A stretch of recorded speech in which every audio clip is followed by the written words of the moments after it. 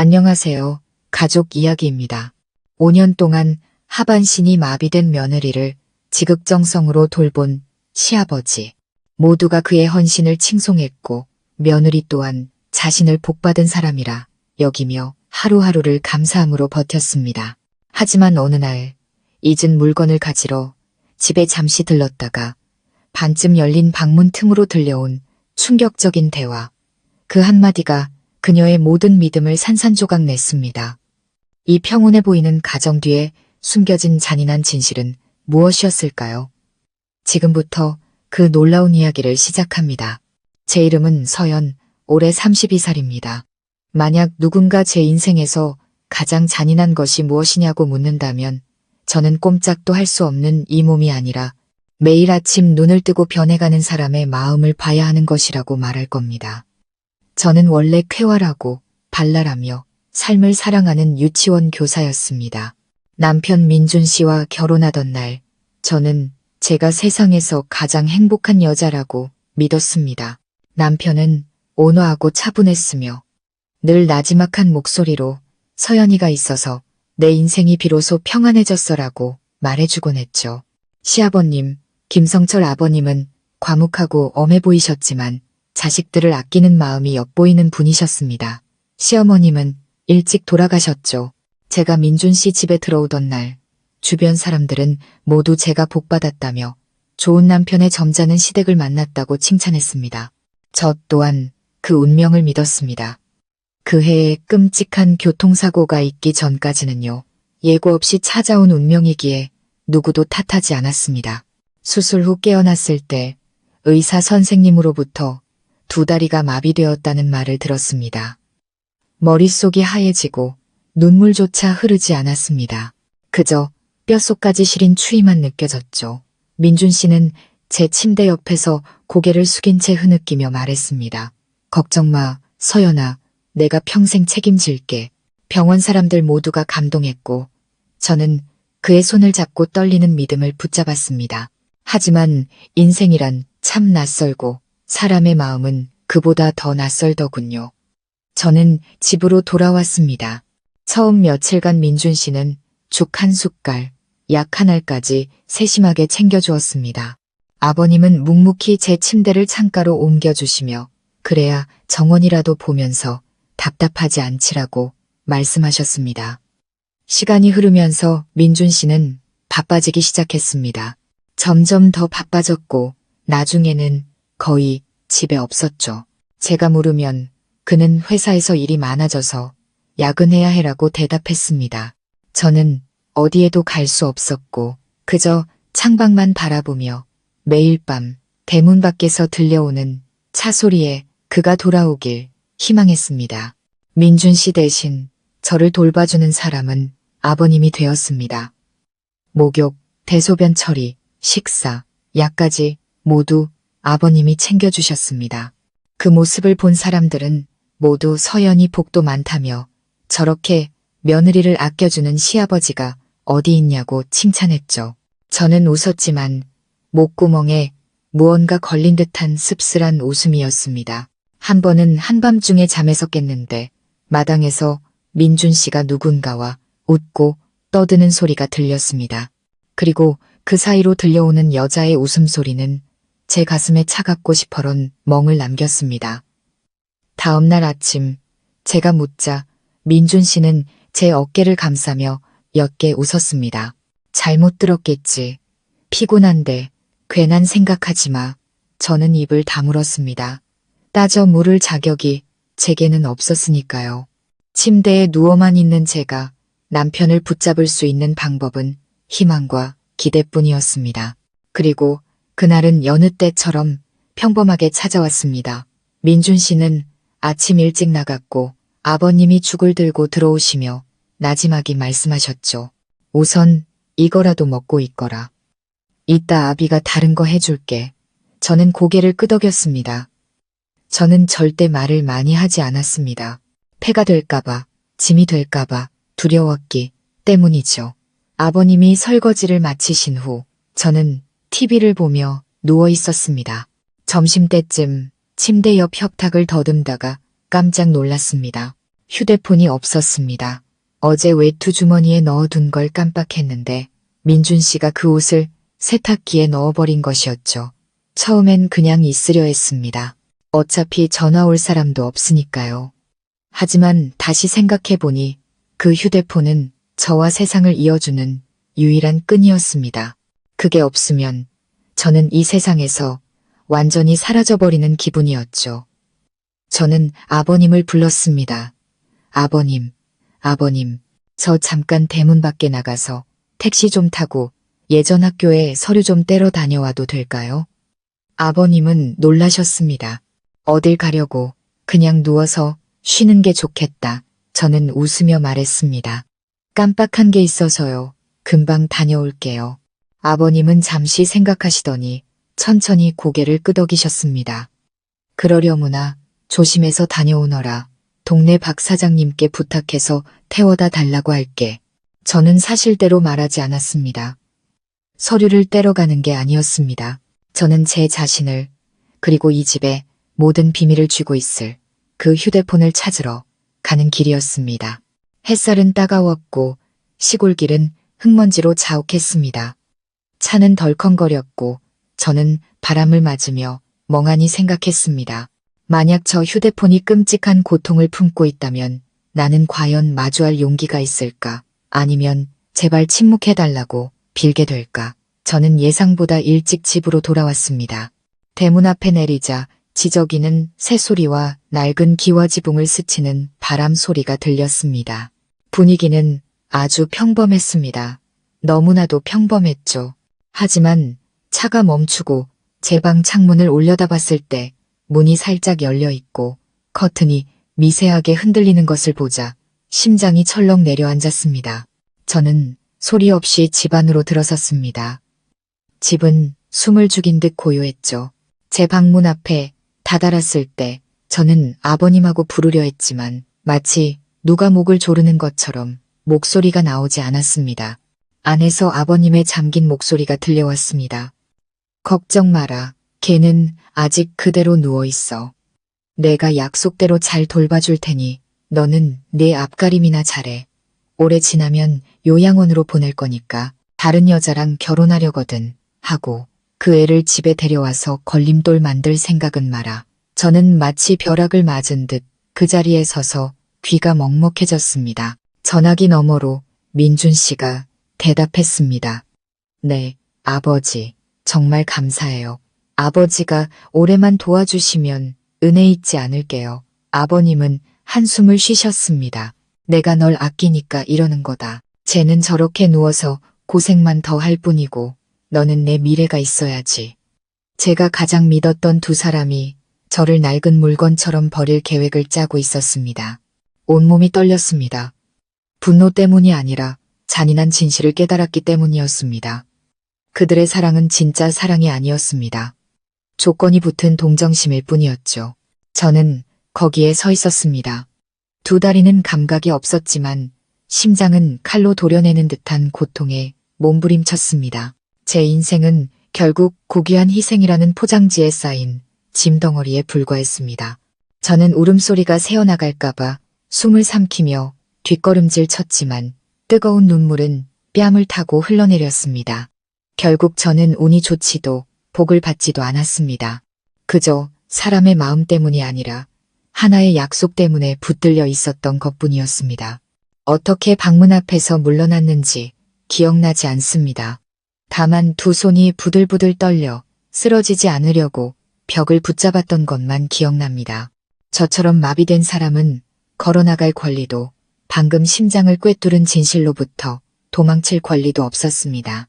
저는 복도에 서서 움직이지 않는 제 두 다리를 내려다보며 마치 산채로 묻힌 사람처럼 숨을 헐떡였습니다.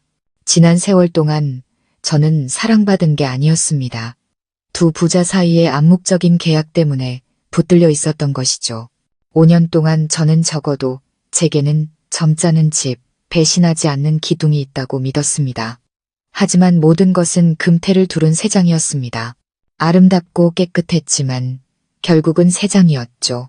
방 안에서는 아버님의 목소리가 계속 들렸습니다. 차분했지만 소름 끼치도록 차가운 목소리였죠. 그래, 너는 걱정 말고 새 장가들 준비나 해. 내가 다 알아서 처리할 테니 몇 달 더 있다가 요양원에 익숙해지게 하면 돼. 그쪽 사람들이랑 얘기 다 끝내놨다. 전화기 너머로 민준 씨의 가벼운 웃음소리가 들렸습니다. 전에는 오직 저에게만 속한 것이라 믿었던 그 웃음소리였습니다. 아버지께 빚졌네요. 아버지가 아니었으면 전 벌써 도망쳤을 거예요. 벌써 도망쳤을 거라고요. 그 말은 제 머리를 망치로 내리치는 것 같았습니다. 심장이 터질 듯이 고통스럽게 요동쳤습니다. 그렇다면 민준 씨가 제 얼굴을 닦아주던 모든 순간이 마지못해 한 것이었고 그 모든 위로의 말이 연기였으며 제가 수술받던 날 흘렸던 눈물은 그저 짊어져야 할 짐에 대한 동정심이었을 뿐이었을까요? 저는 피가 나도록 입술을 깨물었지만 저 같은 사람은 소리내어 울지도 못하는데 부수고 저항하는 건 오죽할까요? 저는 벽에 기댄 채 주저앉았습니다. 아버님은 마치 숭고한 일을 하는 사람처럼 한숨을 쉬었습니다. 제가 뭘 알겠니? 저렇게 누워서 서서히 죽어가는 거지. 요양원으로 보내는 게 더 잘 돌봐주는 길이고 그게 쟤한테도 복이야. 복. 사람들은 참 인정 넘치는 말을 잘도 하더군요. 하지만 그 뒤에는 아주 날카로운 칼날이 숨어 있었습니다. 아버님이 방문 쪽으로 걸어오시는 발소리가 들렸습니다. 저는 겁에 질려 손등으로 눈물을 닦고 숨을 고르며 아무 일도 없는 척했습니다. 만약 아버님이 제가 모든 것을 알았다는 걸 눈치채신다면 제가 버틸 수 있을지 자신이 없었습니다. 아버님이 방문을 열고 복도로 나오셨습니다. 저는 옷자락을 만지작거리는 척하며 고개를 숙였습니다. 언제 왔느냐? 아버님의 목소리가 약간 놀란 듯 했습니다. 저는 억지로 미소를 지으며 제 자신도 무서울 정도로 평온한 목소리로 대답했습니다. 방금 도착했어요, 아버님. 박 사장님이 태워다 주셨어요. 아버님은 고개를 끄덕이며 이상한 점이 없는지 저를 유심히 살피셨습니다. 저는 태연한 척 이불 아래로 두 손을 숨기고 하얗게 질리도록 꽉 쥐었습니다. 뭐 좀 먹었니? 아버님이 물으셨습니다. 오랜 세월 점잖은 사람처럼 살아온 목소리였습니다. 좀 이따 먹을게요. 조금 피곤해서요. 아버님은 고개를 끄덕이고 부엌으로 내려가셨습니다. 타일 바닥 위로 아버님의 발소리가 멀어지고 계단 뒤로 그 모습이 사라지고 나서야 저는 숨을 내쉴 수 있었습니다. 뱃속을 가시로 긁는 듯한 긴 한숨이었습니다. 저는 복도에 몇 분 더 머물렀습니다. 바로 방으로 들어갈 용기가 나지 않았습니다. 그곳에 들어가면 방금 들었던 끔찍한 광경이 떠올라 그대로 주저앉을 것만 같았습니다. 마침내 저는 모든 용기를 내어 손을 뻗어 문을 열었습니다. 5년 동안 제가 누워있던 익숙한 방이 갑자기 낯설게 느껴졌습니다. 벽도 그대로, 침대도 그대로, 조화가 꽂힌 꽃병도 그대로였지만 제 마음은 산산조각 나 있었습니다. 저는 침대에 몸을 눕히고 이불을 얼굴 절반까지 끌어올렸습니다. 추워서가 아니었습니다. 숨이 막힐 정도로 치욕스러웠기 때문입니다. 얼마나 누워 있었는지 모르겠습니다. 처마 밑에서 지저귀는 저녁 새소리를 들으며 마치 누군가 저를 벼랑 아래로 던져버린 듯한 기분이었습니다. 그때 문이 열리는 소리가 들렸습니다. 민준 씨가 돌아온 것이었죠. 그가 방으로 들어섰습니다. 낯선 향수 냄새가 희미하게 풍겼습니다. 예전에 제가 알던 향이 아니었죠. 저는 감히 그를 쳐다보지 못하고 그의 슬리퍼 소리만 들었습니다. 그가 다가와 제 손 위에 자신의 손을 얹었습니다. 쉬고 있었어. 그의 목소리는 다정했지만 낡은 나무에 기름을 바른 것처럼 미끄럽게만 들렸습니다. 저는 떨림을 억누르며 옅게 웃었습니다. 오늘 많이 바빴어요? 그는 잠시 멈칫하더니 고개를 끄덕였습니다. 응, 일이 좀 많았어. 저는 그의 눈을 똑바로 쳐다보며 한 글자 한 글자 베어내듯 천천히 말했습니다. 나한테 할 말 없어요. 민준 씨의 표정이 순간 굳었지만 그는 금세 평정을 되찾았습니다. 그는 자리에 앉아 예전처럼 저를 위로하듯 제 손을 잡았습니다. 왜 그래? 누가 속상하게 했어? 아버님이 무슨 말씀하셨어? 역시 아버님이셨군요. 제 귀로 직접 듣지 않았다면 저는 지금까지도 그 두 사람을 좋은 사람이라고 믿었을 겁니다. 저는 고개를 저으며 목이 메었지만 평정을 유지하려 썼습니다. 아니에요. 그냥 우리 결혼하던 날이 생각나서요. 그는 부드럽게 웃으며 제 머리카락을 쓸어 넘겼습니다. 걱정 마. 내가 항상 여기 있을게. 항상. 저는 소리내어 웃고 싶었습니다. 절망의 밑바닥에서 터져나오는 그런 웃음을요. 하지만 참았습니다. 저는 살아야 했습니다. 제게는 친정 부모님이 계셨고 자존심이 있었습니다. 사람들이 쉽게 치워버릴 수 있도록 이 침대 위에서 죽을 수는 없었습니다. 저는 창밖을 바라보며 소매 속에 숨긴 칼날처럼 부드럽지만 날카로운 목소리로 말했습니다. 여보, 만약 언젠가 내가 이 집에 없게 되면 당신은 잘 살 수 있겠죠? 그는 움찔하며 저를 쳐다보았습니다. 왜 그런 이상한 소리를 해? 저는 고개를 돌려 그의 눈을 마주했습니다. 얼음장처럼 차갑고 침착하게 그냥 물어보는 거예요. 제 미래를 어떻게 준비해야 할지 알고 싶어서요. 민준 씨는 몇 초간 굳어 있었습니다. 저는 그의 눈에서 스쳐 지나가는 두려움을 똑똑히 보았습니다. 그 두려움이 모든 것을 말해주고 있었죠. 그들은 제가 알 수도 있다는 사실을 전혀 생각하지 못했고 제가 스스로 그들을 떠날 계획을 세울 수 있다는 것은 더더욱 상상하지 못했던 겁니다. 그는 자리에서 일어났습니다. 피곤할 텐데 쉬어. 쓸데없는 생각하지 말고 내일 새 휴대폰 사다 줄게. 저는 그저 미소만 지었습니다. 더 이상 묻지도 말하지도 않았습니다. 그는 휴대폰이 더 이상 중요하지 않다는 사실을 몰랐습니다. 저는 이미 충분히 모든 것을 받았으니까요. 그가 나가고 저는 주먹을 꽉 쥐고 긴 숨을 내쉬었습니다. 그때 제 마음속에는 오직 한 문장만이 울려 퍼지고 있었습니다. 당신들이 날 버릴 수는 있겠지. 하지만 편하게 보내주진 않겠어. 그날 밤 저는 잠들지 않았습니다. 창문에 비친 제 모습을 바라보았습니다. 퀭한 얼굴, 검은 눈 밑 가냘픈 몸. 하지만 제 의지는 꺼지지 않은 마지막 불꽃처럼 타오르고 있었습니다. 그들이 저를 내쫓고 싶다면 저는 떠날 겁니다. 하지만 버려지는 것이 아니라 제 두 손으로 직접 걸어나갈 겁니다. 그리고 이 집을 떠나기 전에 저는 진실을 알아야 했습니다. 하나도 빠짐없이 끝까지 모든 것을 알아야 했습니다. 내일부터 시작할 겁니다. 조용히, 끈기 있게, 그리고 무뎌질 때까지 아파하며. 왜냐하면 사람들은 죽은 사람을 두려워하는 것이 아니라 배신당했지만 복수하기 위해 살아 돌아온 사람을 가장 두려워하기 때문이니까요. 그날 밤 저는 잠들지 않았습니다. 아파서가 아니라 제 심장이 찢어진 조각들을 스스로 꿰매고 있었기 때문입니다. 한 땀 한 땀 바늘이 내장 깊숙한 곳까지 찌르는 듯한 고통이었습니다. 많은 사람들은 마비된 사람이 무력하다고 생각하지만 모든 믿음이 산산조각 났을 때 사람은 깨어납니다. 그리고 한 번 깨어난 사람은 더 이상 두려울 것이 없습니다. 저는 침대에 누워 똑딱거리는 시계 소리를 들었습니다. 마치 진실이 문을 두드리는 소리 같았죠.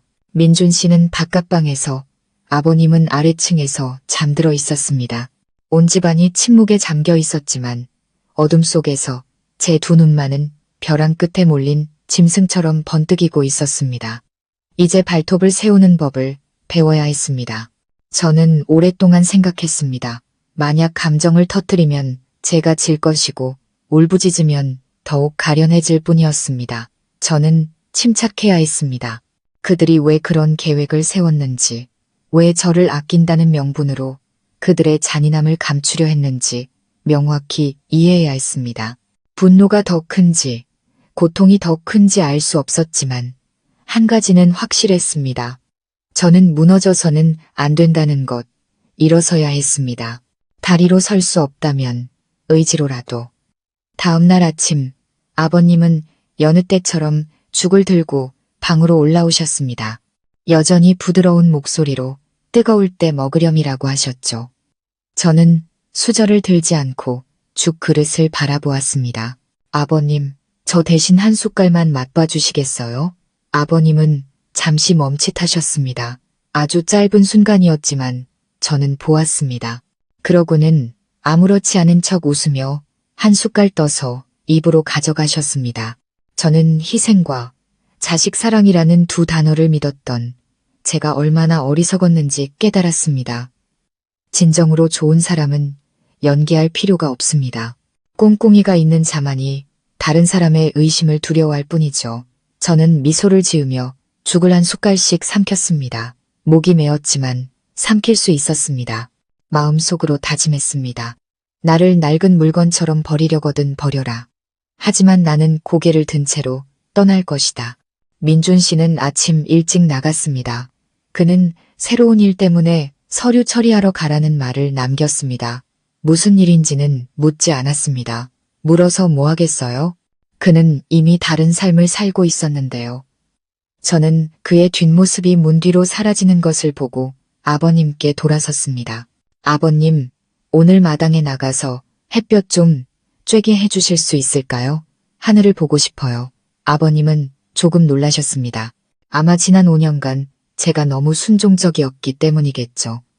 아버님은 저를 휠체어에 태워 마당으로 데리고 나가셨습니다. 아침 햇살이 피부에 부드럽게 내려앉았습니다. 저는 나무들과 시어머님이 남기신 난초 화분들을 바라보았습니다. 흙냄새와 햇볕 냄새를 이렇게 가까이서 맡아본 것이 정말 오랜만이었습니다. 이웃 아저씨 한 분이 지나가다가 아버님이 제 휠체어를 밀어주는 모습을 보고 감탄했습니다. 김 사장님은 정말 보기 드문 시아버지야. 다들 칭찬이 자자해. 아버님은 겸손한 척 고개를 살짝 숙였습니다. 저는 그저 제 도리를 다할 뿐입니다. 도리? 저는 웃음이 터져 나올 뻔했지만 참았습니다. 사람들은 그 친절에 조건이 붙어 있는지 어떤지는 알지도 못한 채 그저 선행을 칭송하곤 하죠. 저는 시장으로 이어지는 작은 흙길을 바라보았습니다. 부드러운 바람이 스쳐 지나갔지만 제 마음속은 폭풍이 몰아치고 있었습니다. 저는 바람처럼 나지막이 속삭였습니다. 아버님, 나중에 제가 요양원에 가게 되면 명절마다 며느리한테 제사상 차려주시는 거 잊지 마세요. 아버님의 몸이 굳었습니다. 저는 아버님의 숨이 흐트러지는 것을 똑똑히 들었습니다. 아버님은 저를 돌아보셨고 눈이 살짝 커졌습니다. 무슨 소리를 하는 거냐? 누가 널 요양원에 보낸다고 그래? 저는 고개를 기울여 순진무구하지만 아버님이 읽어낼 수 없는 깊은 조롱이 담긴 눈빛으로 그를 바라보았습니다. 꿈에서 봤어요. 왜 그렇게 놀라세요? 아버님은 당황하셨습니다. 저는 아버님이 그렇게 당황하시는 모습을 처음 보았습니다. 그 늙은 눈에 스쳐 지나가는 당혹감을 애써 감추려 했지만 소용없었습니다. 꿈일 뿐이에요. 아버님, 걱정 마세요. 저는 그렇게 말하고는 마당 앞의 나무를 바라보았습니다.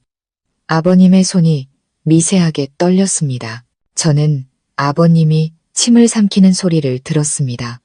아주 짧은 순간이었지만 저는 이제부터 아버님이 저를 경계할 것이라는 걸 알았습니다. 좋습니다. 제가 원하던 바였습니다. 점심때 저는 거실로 나가게 해달라고 부탁했습니다. 팔이 저려서 앉는 자리를 바꾸고 싶다고 했죠. 사실 저는 지난 5년간 갇혀 지내느라 보지 못했던 이 집의 진짜 삶을 관찰할 필요가 있었습니다. 아버님은 TV를 켜주시고는 밥을 하러 가셨습니다. 부엌에서는 프라이팬 소리, 칼질 소리, 그리고 아버님이 낮게 통화하는 소리가 들렸습니다. 민준 씨의 이름과 함께 유진이라는 이름이 들려왔습니다. 부드럽고 따뜻하며 달콤한 이름이었습니다. 얼굴을 보지 않아도 저보다 젊고 건강하며 서고 걷고 웃고 안을 수 있는 사람이라는 걸 알 수 있었습니다. 한때 삶을 사랑했던 저는 이제 사라지기를 거부하는 고집 센 돌덩이처럼 한 곳에 누워있을 뿐이었습니다. 저는 창밖으로 고개를 돌려 저녁 햇살이 뺨에 닿게 했습니다. 그리고 마음속으로 속삭였습니다.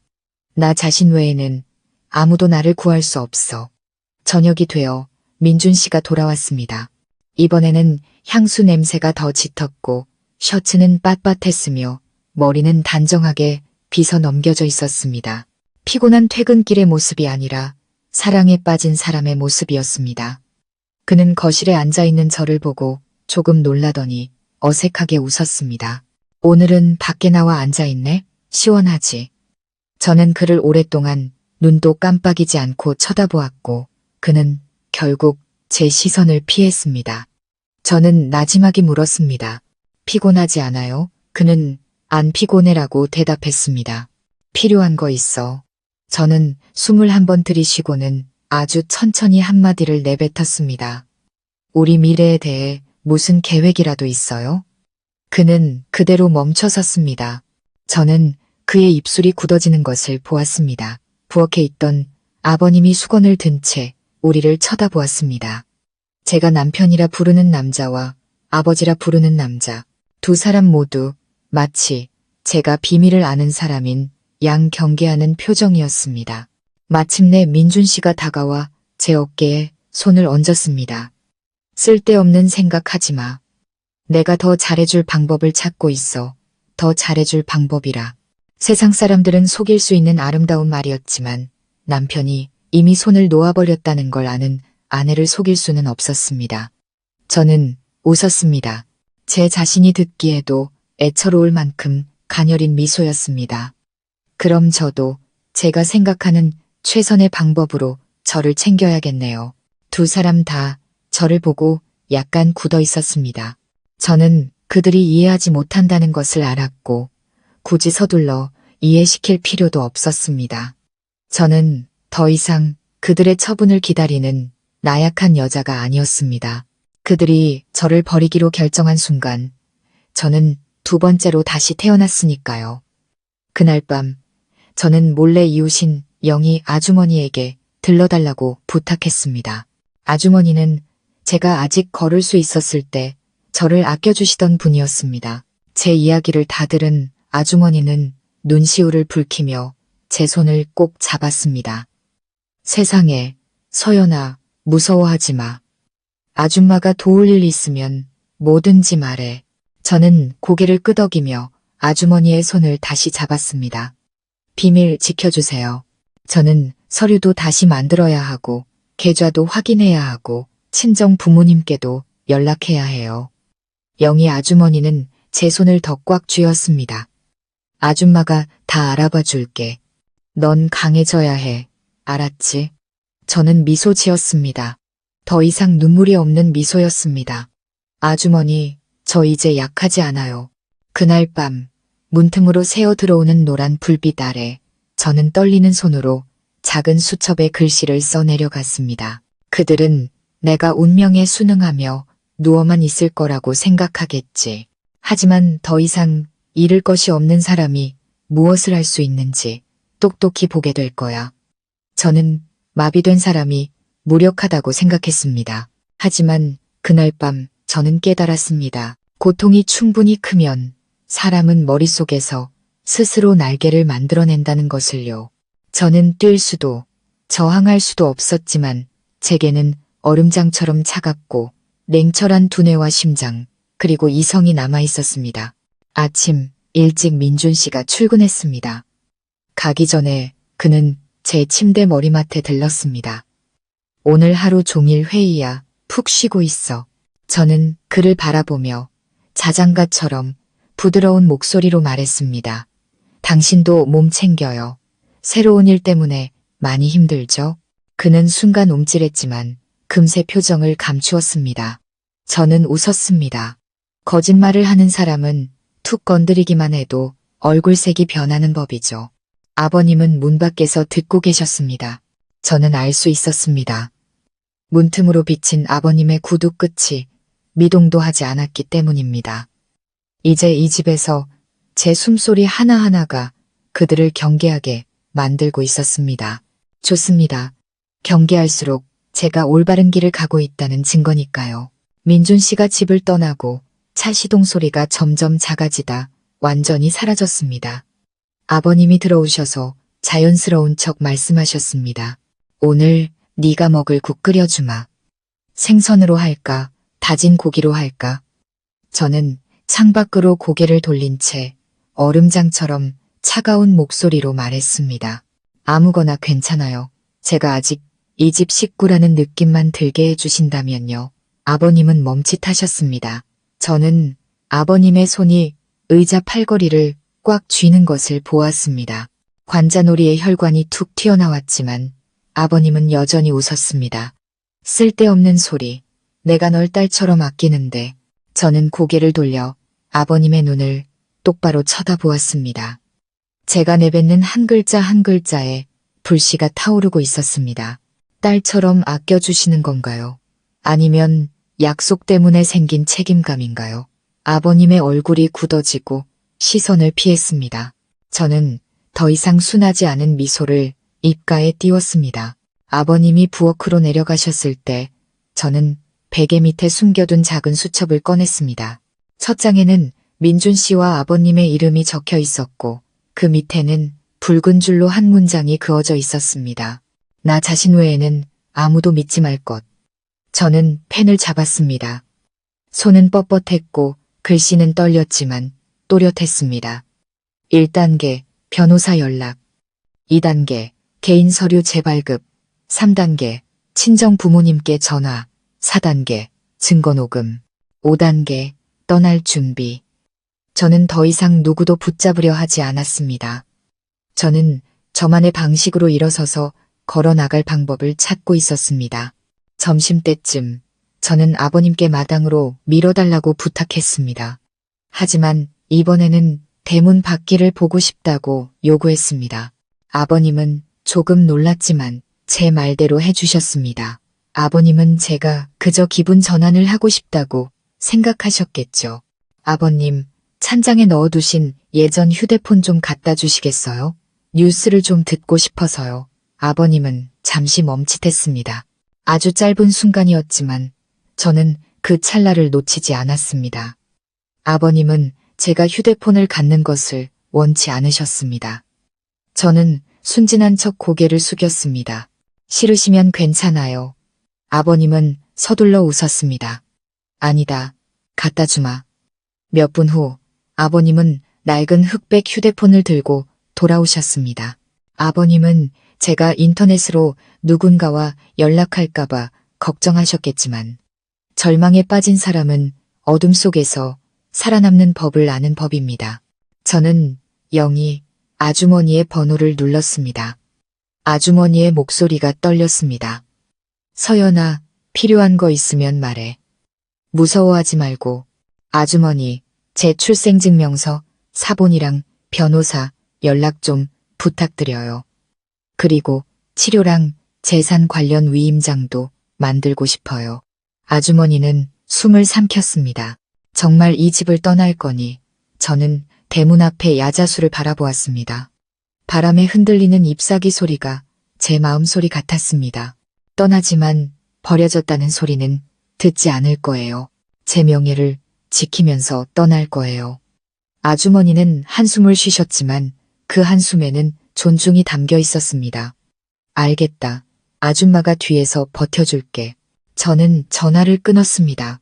아버님은 몇 미터 떨어진 곳에서 계셨지만 제 등 뒤에 꽂히는 날카로운 시선이 느껴졌습니다. 저는 돌아보지 않았습니다. 진정으로 강한 사람은 뒤돌아보지 않는 법이니까요. 저녁이 되자 저는 다시 거실로 나가게 해달라고 부탁했습니다. 그곳에는 가족의 낡은 서류장이 있었습니다. 많은 서류, 등본, 통장, 집문서. 저는 눈으로만 훑어보았을 뿐 아직 손대지는 않았습니다. 서두를 필요는 없었죠. 서두르는 자만이 허점을 보이는 법이니까요. 땅거미가 질 무렵 민준 씨가 집에 돌아왔습니다. 그는 어색하게 웃으며 말했습니다. 오늘 네가 좋아하는 반찬으로 저녁 주문했어. 뒤늦은 친절은 위선을 더욱 명백하게 드러낼 뿐이었습니다. 식사 중에 아버님은 제게 생선살을 발라주시며 말했습니다. 많이 먹고 기운 차려라. 저는 밥그릇 위에 생선살을 보고 아버님을 쳐다보았습니다. 그저 쳐다보기만 했을 뿐인데 아버님의 손이 살짝 떨렸습니다. 저는 벨벳으로 감싼 칼날처럼 부드럽지만 날카로운 목소리로 천천히 말했습니다. 아버님, 저 미래에 대해 많이 생각했어요. 민준 씨가 고개를 들었습니다. 무슨 미래? 저는 수저를 내려놓고 평온하게 말했습니다. 이제 제 인생은 제가 결정하고 싶어요. 더 이상 누구에게도 의존하고 싶지 않아요. 민준 씨의 젓가락이 식탁 위로 떨어졌습니다. 탁하는 소리가 정적 속에서 유난히 크게 울렸습니다. 아버님은 마른 침을 삼키셨습니다. 그게 무슨 소리냐? 저는 직접적으로 대답하지 않았습니다. 대신 이렇게 물었죠. 걸을 수 없는 사람이 품위 있게 살고 싶어 하는 게 잘못된 건가요? 아버님은 말을 잃으셨습니다. 민준 씨는 저를 마치 처음 보는 사람, 더 이상 자신이 통제할 수 없는 사람처럼 쳐다보았습니다. 저는 옅게 미소 지었습니다. 내일 변호사님을 만나고 싶어요. 두 남자는 그 자리에서 얼어붙었습니다. 민준 씨가 으르렁거리듯 말했습니다. 변호사는 왜? 저는 한때 그를 맹목적으로 사랑했던 눈으로 이제는 얼음물처럼 맑고 차갑게 식어버린 눈으로 그를 똑바로 쳐다보았습니다. 제 미래를 준비하기 위해서요. 누군가에게 떠밀려가는 미래가 아니라 제 스스로 걸어가는 미래요. 아무도 더 이상 말을 잇지 못했습니다. 공기는 가슴을 짓누르는 돌덩이처럼 무거웠습니다. 저는 휠체어를 밀어 마당으로 나갔습니다. 어두운 하늘을 바라보았습니다. 마당의 노란 불빛이 제 그림자를 길게 늘어뜨렸습니다. 마치 깊은 구렁텅이에서 기어 올라온 사람처럼 어둠 속에서 저는 속삭였습니다. 당신들은 내가 당신들 없이는 살 수 없을 거라고 생각하겠지. 틀렸어. 저는 눈을 감았습니다. 폭풍 전의 수면처럼 마음이 고요했습니다. 나는 이곳을 나갈 것이다. 하지만 떠나기 전에 진실을 남겨두고 갈 것이다. 그리고 가장 무서운 것은 배신이 아니다. 그들이 마음속에서 이미 죽었다고 생각했던 사람이 숨쉬는 매 순간 다시 살아나 잃어버렸던 모든 것을 되찾으러 돌아오는 것이다. 다음 날 아침 저는 해가 뜨기도 전에 눈을 떴습니다. 온 집안이 고요했습니다. 마당에서 들려오는 다구는 소리가 마치 저를 부르는 것 같았습니다. 일어나. 계속 누워만 있지 말고. 저는 천장을 바라보았습니다. 문틈으로 희미한 빛이 새어 들어왔습니다. 마음은 차가웠지만 정신은 비할 데 없이 맑았습니다. 오늘 저는 계획의 첫걸음을 내디딜 것입니다. 작은 한 걸음이지만 그들이 알게 된다면 그들의 마음을 뒤흔들기에 충분한 걸음이었습니다. 아버님이 방문을 열고 들어오셨습니다. 손에는 따뜻한 죽 그릇이 들려 있었고 저를 보는 눈빛에는 이름 모를 두려움이 서려 있었습니다. 서연아, 밥 먹어라. 저는 미소 지었습니다. 오늘은 방에서 안 먹을래요. 식탁으로 데려다 주시겠어요? 아버님은 잠시 멈칫했지만 이내 고개를 끄덕였습니다. 저는 제가 그들의 주도권을 빼앗고 있다는 것을 똑똑히 느꼈습니다. 아침 식사 동안 저는 아무 비밀도 없는 사람처럼 천천히 한 숟갈씩 먹었습니다. 민준 씨가 하품하며 계단을 내려왔습니다. 셔츠에서는 은은한 향수, 냄새가 났습니다. 제가 알던 예전의 향이 아닌 제스민 향이었습니다. 그는 여느 때처럼 방에 누워있지 않고 식탁에 앉아있는 저를 보고 깜짝 놀랐습니다. 웬일로 일찍 일어났네. 저는 그를 보며 입꼬리를 살짝 올렸습니다. 오늘 할 일이 있어서요. 민준 씨는 맞은편에 앉으며 약간 짜증 섞인 목소리로 물었습니다. 무슨 일? 미래. 저는 담담하게 대답했습니다. 한 단어였지만 심장을 베는 칼날처럼 날카로웠습니다. 그는 저를 빤히 쳐다보았습니다. 그의 눈에는 더 이상 예전의 다정함은 없었습니다. 걱정과 분노가 섞인 눈빛만이 있었죠. 덫을 놓은 사냥꾼은 사냥감이 움직임을 바꿀 때 두려움을 느끼는 법입니다. 저는 물 한 모금을 마시고 그가 겨우 들을 수 있을 만큼 아주 작게 말했습니다. 변호사님이 오실 거예요. 민준 씨의 팔이 식탁 위에서 굳었습니다. 변호사님이 옆에 앉아 계시던 아버님은 마른 기침을 하며 아무렇지 않은 척했지만 숟가락을 부러뜨릴 듯 꽉 쥐고 있었습니다. 숟가락이 그릇에 부딪히는 소리가 들릴 정도로 공기는 무거웠습니다. 민준 씨가 먼저 입을 열었습니다. 목소리는 낮고 거칠었죠. 대체 뭘 하려는 거야? 저는 그의 눈을 깊이 들여다보며 그의 심장의 한 글자씩 못을 박듯 또렷하게 말했습니다. 사람으로 살기 위해서요. 짐 덩어리나 물건이 아니라. 아버님이 긴장된 얼굴로 끼어들었습니다. 서연아, 네가 오해한 거다. 저는 민준 씨에게서 눈을 떼지 않고 말을 잘랐습니다. 아버님, 제가 오해한 거라면 더더욱 변호사님이 필요하겠네요. 그렇죠. 아버님은 할 말을 잃으셨습니다. 민준 씨는 벌떡 일어나 그릇을 탁 소리나게 내려놓았습니다. 그는 저를 보며 으르렁거렸습니다. 서연아, 일 크게 만들지 마. 너 지금 괜찮잖아. 괜찮다고. 내 집에서 배신당했는데 그들은 감히 내게 괜찮다고 말하는군요. 저는 웃음을 터뜨렸습니다. 시끄럽지 않고 낮게 터져나온 웃음이었지만 쓴맛이 가득했습니다. 네, 아주 괜찮아요. 특히 누워만 있는 사람이 서 있는 사람보다 정신이 더 똑똑할 때는요. 민준 씨의 얼굴색이 변했고 아버님은 입술을 꽉 다물어 이마에 힘줄이 섰습니다. 저는 보았습니다. 그들은 두려워하고 있었습니다. 제가 아는 것을, 계획이 틀어지는 것을 두려워하고 있었죠. 그들은 제가 영원히 부드러울 거라고 생각했겠지만 부드러운 것은 짓밟히면 강철이 되는 법입니다. 민준 씨는 일찍 집을 나섰고 아버님은 제 곁을 맴돌았지만 더 이상 온화한 눈빛은 아니었습니다. 대신 경계심이 가득했죠. 그의 모든 시선은 마치 제가 새장을 뛰쳐나갈 새가 될까 봐 두려워하는 듯 제게 꽂혀 있었습니다. 제가 원하던 바였습니다. 10시에 영희 아주머니가 오셨습니다. 아버님이 막으려 했지만 아주머니는 큰 소리로 말했습니다. 성철 씨, 나 서연이 좀 보고 갈게. 걔 아픈 날부터 내 딸처럼 맘이 쓰여서. 아버님은 이웃을 막을 수 없었습니다. 그들이 쌓아올린 명성이란 허상은 이제 그들을 올가매는 밧줄이 되었습니다.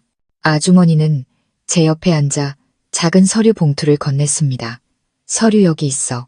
그리고 실력 좋은 변호사님이니 걱정 마. 저는 떨리는 손으로 봉투를 받았습니다. 약해서가 아니었습니다. 5년 만에 처음으로 제 자유를 되찾는 기분이었기 때문입니다. 저는 속삭였습니다. 아주머니, 한 가지만 더 부탁드릴게요. 말해봐. 아주머니는 제 손을 잡았습니다. 제 명의로 된 개인 계좌를 다시 열고 재산이 누구 이름으로 되어 있는지 확인하고 싶어요.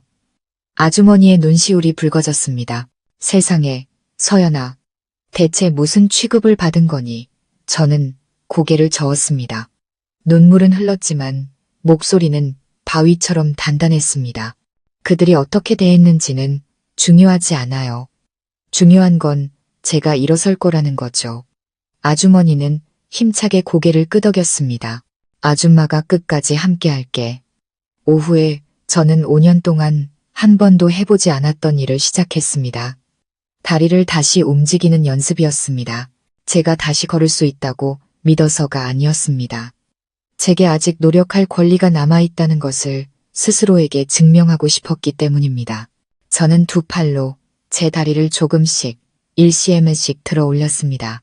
움직일 때마다 수천 개의 바늘이 신경을 찌르는 듯했고 이마에는 땀이 송골송골 맺혔으며 심장은 조여왔습니다. 하지만 저는 해냈습니다. 눈물이 흘렀습니다. 아파서가 아니라 티끌만한 희망이라도 피를 흘려 얻을 가치가 있다고 느꼈기 때문입니다.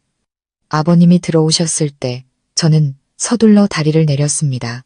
아버님은 제 이마의 땀방울을 보고 잠시 멈칫하셨습니다. 뭘 하고 있었니? 저는 태연하게 미소 지었습니다. 익숙해지려고요. 혹시 하늘이 도울지도 모르잖아요. 아버님의 눈에 공포가 스쳐 지나갔습니다. 만약 제가 다시 일어선다면 그들의 모든 계획이 물거품처럼 무너질 테니까요. 아버님은 입을 굳게 다문 채 불안정한 걸음으로 나가셨습니다. 저는 그의 뒷모습을 보며 제 마음이 들을 수 있을 만큼 아주 작게 말했습니다. 그래, 두려워해. 저는 낡은 휴대폰을 들고 친정 부모님께 느릿느릿 문자를 보냈습니다. 엄마, 집에 가고 싶어요. 문자를 다 보내기도 전에 눈물이 흘렀습니다. 5년의 시집살이, 자존심을 버리고 사람을 잘못 믿었습니다. 이제는 더 이상 애쓰지 않아도 되는 곳으로 돌아가고 싶었습니다. 휴대폰에 전송 성공 메시지가 떴습니다. 바로 그때 민준 씨에게서 문자가 왔습니다. 오늘 저녁 집에서 안 먹어. 저는 차가운 문자 메시지를 보고 웃음을 터뜨렸습니다. 괜찮습니다. 마음대로 하세요. 당신이 멀리 갈수록 저는 더 빨리 자유로워질 테니까요. 저는 조용히 답장을 보냈습니다. 몸 잘 챙겨요. 앞으로 갈 길이 머니까. 남자는 마비된 아내를 버릴 수 있지만 마비된 아내가 한번 정신을 차리고 손으로라도 일어서면 이내를 저버린 자들은 하늘도 구제할 수 없을 테니까요. 저는 정원을 내다보았습니다. 바람이 나무잎을 스치는 소리가 마치 누군가 머리를 쓰다듬으며 위로해주는 것 같았습니다. 내일 저는 한 걸음 더 나아갈 것입니다. 아무도 모르게, 아무도 막지 못하게. 그리고 맹세컨대 저는 이 집을 명예롭게 걸어나갈 것이며 그들이 절대 잊지 못할 상처처럼 진실을 남겨둘 것입니다. 그날 아침 하늘은 이상하리만치 흐렸습니다. 짙은 구름이 집을 감싸 안은 듯했고 바람에 창문이 살짝 덜컹거렸습니다. 마치 하늘도 오늘 무언가 깨질 것이라는 걸 아는 듯 공기는 무거웠습니다. 저는 휠체어에 앉아 팔걸이에 손을 얹었습니다. 차가운 기운이 피부에 스며들었지만 제 마음속에는 오직 하나의 불꽃이 타오르고 있었습니다. 오늘 변호사님이 오십니다. 오늘 저는 더 이상 침묵하지 않을 것입니다. 민준 씨가 계단을 내려왔습니다. 빳빳한 흰 셔츠, 단정하게 빗은 머리, 은은한 향수 냄새. 이 집에 휠체어를 타고 앉아있는 아내를 위한 향이 아니었죠. 저는 그를 오랫동안 쳐다보았습니다. 원망도 눈물도 없이 그는 제 시선을 피했습니다. 아버님이 들어오셨습니다.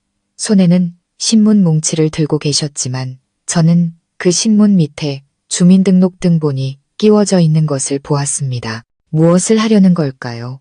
숨기려는 걸까요? 아니면 저를 내보낼 준비를 하는 걸까요? 저는 바람처럼 가볍고 은근한 목소리로 말했습니다. 아버님, 저도 좀 보게 거기 두세요. 신문 안 읽은 지 오래됐네요. 아버님의 손이 멈칫했습니다. 아주 짧은 순간이었지만 저는 알 수 있었습니다. 두려워하고 있다는 것을. 아버님은 애써 자연스러운 척 웃으며 신문을 테이블 위에 내려놓았습니다. 이따가 가까이 갖다 주마. 저는 시계를 쳐다보았습니다. 8시가 넘었습니다. 이제 곧. 민준 씨는 계단에 서서 잠시 망설이더니 말했습니다. 나 오늘 일찍 나가봐야 해. 회사에 중요한 계약이 있어. 저는 그를 똑바로 쳐다보며 부드러운 목소리로 말했습니다. 오늘 집에 있어주면 안 될까요? 당신이 필요한 일이 있어요. 민준 씨와 아버님 모두 저를 돌아보았습니다. 눈빛에 경계심이 번뜩였습니다. 그들은 제가 안다고 생각했습니다. 제가 일을 벌일 준비를 하고 있다고 생각했죠. 좋습니다. 그 불안감이 그들을 조금씩 갉아먹게 두는 겁니다. 민준 씨는 어색하게 웃었습니다. 정말 바쁜데 무슨 일 있으면 문자해. 저는 그를 보며 옅게 미소 짓고는 천천히 말했습니다. 변호사님이 오세요. 당신이 필요해요. 민준 씨의 미소가 얼굴에 얼어붙었고 눈빛이 어두워졌습니다. 변호사라니 뭘 하려는 거야? 미래요. 저는 짧게 대답했습니다. 고요한 연못에 돌멩이가 떨어진 듯 공기가 멈췄습니다. 아버님이 다가와 제 어깨에 손을 얹었습니다. 서연아, 진정해라. 변호사 같은 거 필요 없어. 우리 가족이 저는 아버님의 손을 보고 천천히 밀어냈습니다. 아주 가볍게 힘을 주었을 뿐인데 그 늙은 손이 확연히 떨렸습니다. 아버님, 저는 잘못한 게 없어요. 그저 당당한 삶을 준비하고 싶을 뿐이에요. 그들은 더 이상 말이 없었습니다. 그들은 저를 동정이 필요한 환자가 아니라 이미 뇌관이 터진 폭탄처럼 쳐다보았습니다. 초인종이 울렸고 두 사람 모두 깜짝 놀랐습니다.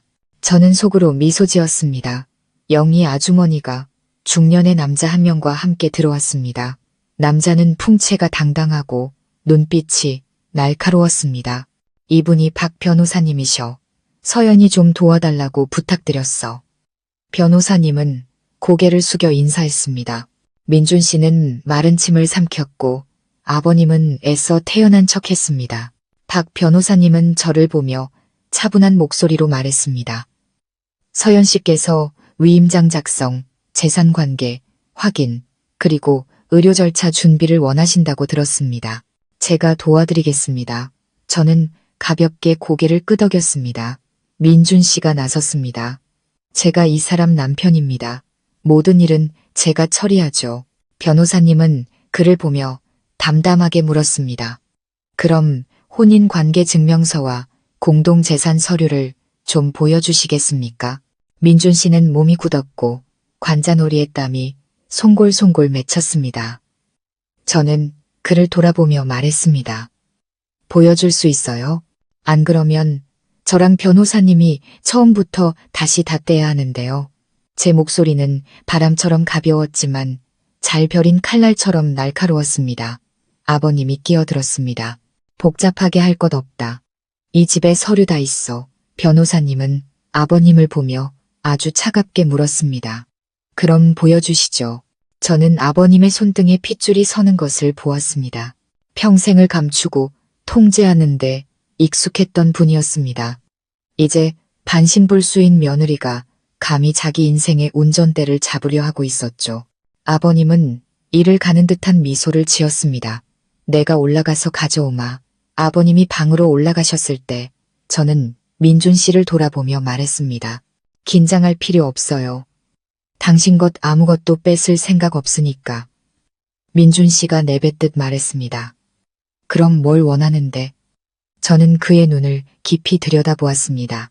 더 이상 사랑도 증오도 아닌 오직 깨달음만이 남은 눈으로 자유 그리고 진실이요. 그가 입을 열어 무언가 말하려 했지만 변호사님이 저를 돌아보며 물었습니다. 서연 씨, 혹시 나중에 법적 대리인이 필요할 경우 누구에게 위임하시겠습니까? 저는 고개를 들었습니다. 눈빛이 꺼지지 않은 불씨처럼 이글거렸습니다. 제 친정 부모님이요. 민준 씨는 고개를 확 돌렸고 위층에서 내려오던 아버님은 그 자리에서 굳어버렸습니다. 그 말은 비수와 같았습니다. 그들은 제가 더 이상 그들에게 속하지 않는다는 것을 알게 된 것이죠. 아버님은 서류 뭉치를 테이블 위에 내려놓았습니다. 손이 떨리고 있었죠. 변호사님은 서류를 보기 시작했습니다. 그의 눈빛은 칼날처럼 날카로웠습니다. 몇몇 서류가 빠져 있었습니다. 그는 한 글자 한 글자 테이블에 못을 박듯 천천히 말했습니다. 민준 씨가 벌떡 일어나며 거칠게 말했습니다. 이제 그만하시죠. 저는 고개를 들어 그를 쳐다보며 담담하게 말했습니다. 뭐가 두려운가요? 모든 게 명백하다면. 그는 주먹을 꽉 쥐었습니다. 아버님은 아무 말 없이 바닥만 내려다보았습니다. 얼굴은 돌처럼 차가웠죠. 변호사님이 말했습니다. 제가 모든 서류를 다시 발급받을 겁니다. 아무도 막을 수 없습니다. 공간은 불안감으로 가득 찼습니다. 온 집안에 팽팽한 전류가 흐르는 것 같았습니다. 저는 두 남자를 바라보았습니다. 제 운명을 결정할 수 있다고 생각했던 그들을, 그리고 몇 년 동안 마음속에 담아두었던 말을 꺼냈습니다. 저는 동정받아야 할 존재가 아니고 치워버려야 할 물건은 더더욱 아닙니다. 그들은 저를 쳐다보았습니다. 민준 씨의 눈은 붉어졌고 아버님은 입술을 꽉 다물었습니다. 저는 마당을 내다보았습니다. 햇살이 제 얼굴에 쏟아졌습니다. 따뜻하고 선명한 빛이 마치 새로운 길을 예고하는 것 같았습니다. 그리고 저는 돌아와 아주 부드럽지만 뼛속까지 시린 목소리로 말했습니다. 제 인생에서 나가고 싶으시면 알아서들 가세요. 제가 직접 문을 열어드릴 테니 하지만 그 누구도 저를 밀어낼 권리는 없어요. 아버님은 거친 숨을 내쉬었고 민준 씨는 테이블 모서리를 꽉 잡았습니다. 변호사님은 서류를 덮으며 고개를 끄덕였습니다. 서연 씨, 이제 시작하겠습니다. 그리고 그 순간 5년 만에 처음으로 저는 두 다리가 여전히 움직이지 않음에도 불구하고 제 척추가 똑바로 서는 것을 느꼈습니다. 다시 걸을 수 있게 되어서가 아니었습니다. 제가 돌아왔기 때문입니다. 더 이상 동정을 기다리며 누워있는 여자가 아니라 스스로를 구하는 법을 아는 여자로. 그들이 저를 짐이라고 생각했던 그날 그들은 잊고 있었습니다. 짐에게도 영혼이 있으며 때로는 그 짐이 일어설 줄 안다는 것을. 변호사님이 돌아가신 그날 오후 집안은 이상한 침묵에 잠겼습니다. 평화로운 고요함이 아니라 가슴을 짓누르는 돌덩이 같은 무거움이었습니다. 모든 그림자, 모든 숨결이 마치 제가 또 어떤 폭탄을 터뜨릴지어 보는 듯 했습니다. 민준 씨는 거실에 앉아 손을 깍지 낀 채 불안한 눈빛을 하고 있었습니다. 그는 늘 자신감 넘치고 사람들 앞에서 당당했습니다. 하지만 지금은 제 시선이 스쳐 지나갈 때마다 잘못을 저질렀지만 아직 인정할 준비가 되지 않은 사람처럼 고개를 숙였습니다. 아버님은 민준 씨의 어머니 영정 앞에서 조용히 향을 피우고 계셨습니다. 향 연기가 아버님의 머리카락을 감싸며 늙은 어깨를 더욱 움츠러들게 했습니다. 저는 그 등을 바라보았습니다. 한때 저를 지켜주는 벽이라고 믿었던 그 등이었습니다. 이제는 감춰왔던 추악한 비밀이 드러났을 때 사람이 얼마나 빨리 늙어가는지를 보여줄 뿐이었습니다. 저녁에 민준 씨는 여느 때처럼 제 방으로 저녁상을 들고 왔습니다. 밥 먹어. 저는 밥상을 보고 그를 쳐다보았습니다. 나랑 같이 먹어주면 안 돼요? 민준 씨는 조금 놀란 듯 했습니다. 아마 그는 제가 울부짖고 따지고 저주할 것이라고 생각했겠죠. 하지만 저는 그곳에 이상할 정도로 침착하게 앉아 있었습니다. 그는 자리에 앉았습니다. 손등에 힘줄이 솟아 있었고 손톱은 피부를 파고들었습니다. 마치 심장이 견디지 못할 비밀을 감추고 있는 사람처럼 저는 숟가락을 들고 천천히 국을 뜨며 나지막이 말했습니다. 사람이 언제 가장 아픈지 알아요? 민준 씨는 마른 침을 삼켰습니다. 몰라. 배신당했을 때가 아니에요. 저는 옅게 웃었습니다. 내가 너무 오랫동안 무시당했다는 걸 깨달았을 때죠. 민준 씨는 밥그릇을 내려놓았습니다. 손이 살짝 떨렸죠. 서연아, 난 널 무시한 적 없어. 저는 그를 똑바로 쳐다보았습니다. 그럼 걔는 그대로 누워있으니 걱정 말라는 말은 뭐죠? 그는 벌떡 일어났습니다. 눈은 붉었고 목소리는 낮았지만 궁지에 몰린 짐승처럼 터져나왔습니다. 들었구나. 네. 저는 바람처럼 스쳐 지나갔지만 너무나도 선명한 목소리로 대답했습니다. 민준 씨는 머리를 감싸쥐고 거친 숨을 내쉬었습니다. 나 미안해. 하지만 너도 이해해야 해. 나도 지쳤어. 저는 웃음을 터뜨렸습니다. 뭐에 지쳤는데요? 아내 병수발 드는 거요? 아니면 5년 동안 다른 여자 있는 거 숨기느라 지쳤어요? 민준 씨의 얼굴이 파랗게 질렸습니다. 그 말은 제가 그의 심장을 꿰뚫기 위해 쏜 화살과 같았습니다. 상처를 주려는 게 아니었습니다. 제가 눈뜬 장님이 아니라는 신호였습니다. 그가 입을 열었습니다. 난 널 배신한 게 아니야. 그냥 마음이 약해져서. 저는 고개를 기울였습니다.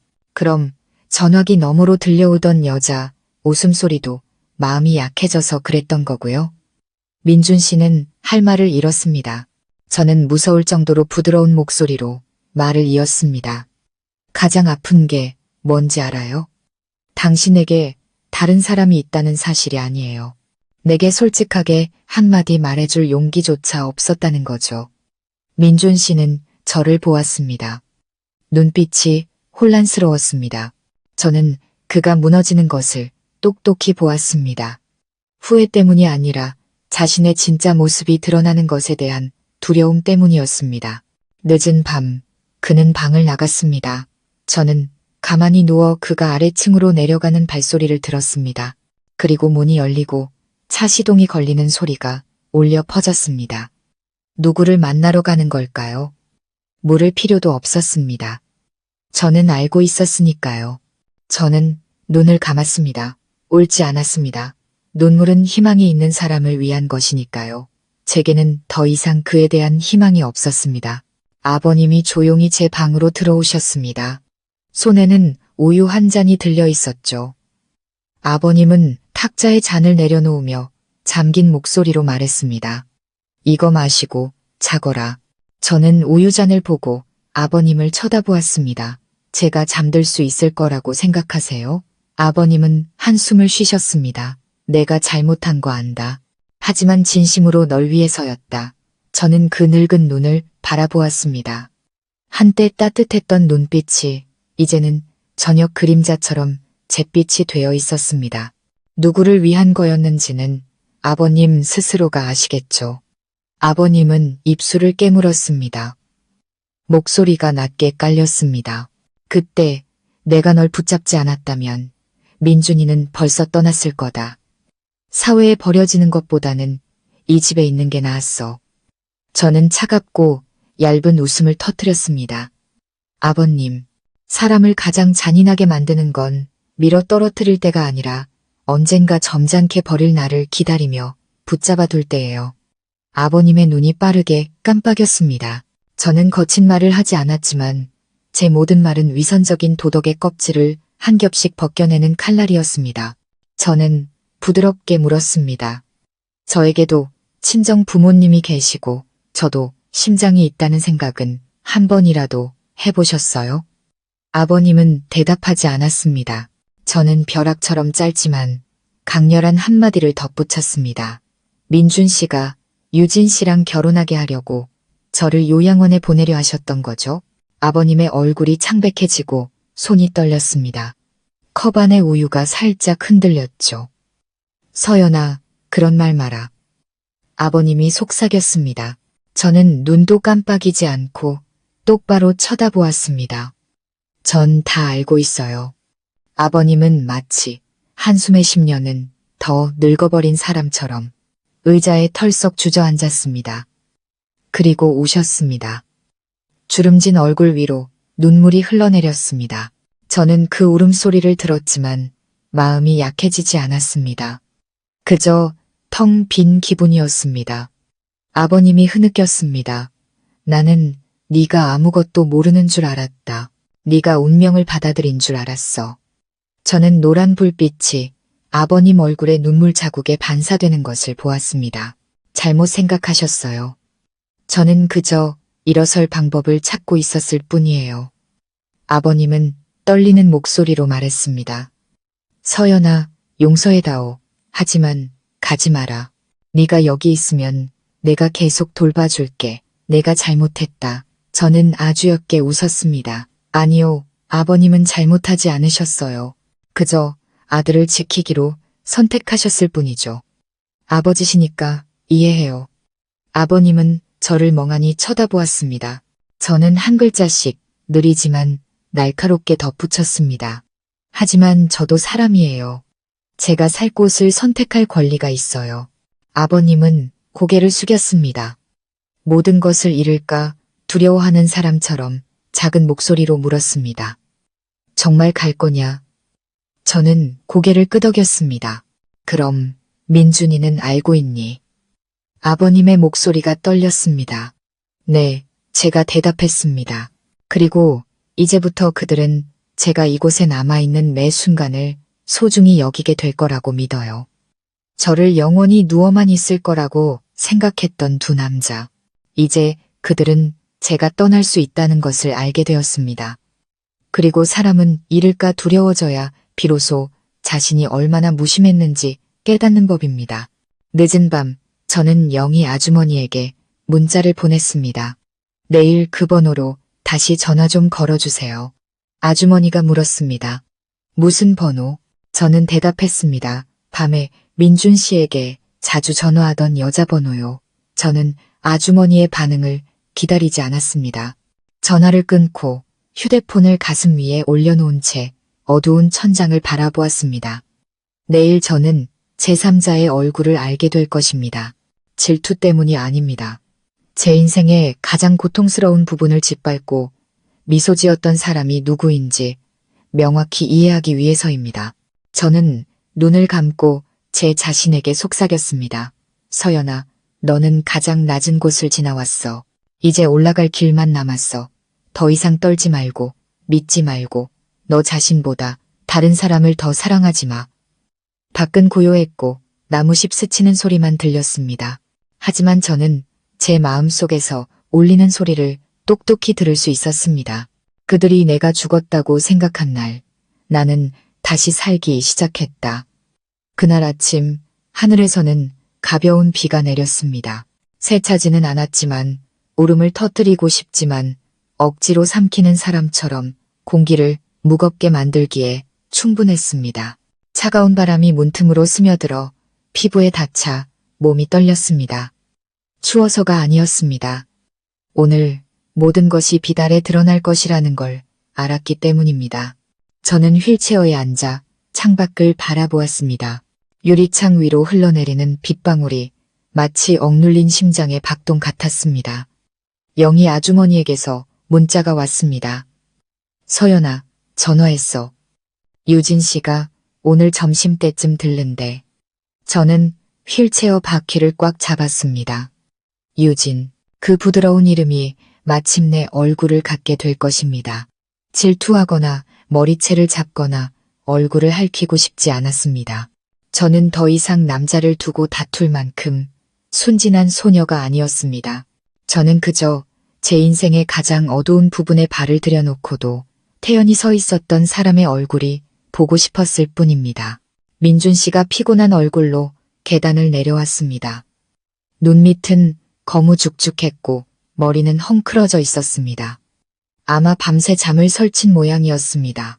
그가 저를 보았고 저도 그를 마주 보았습니다.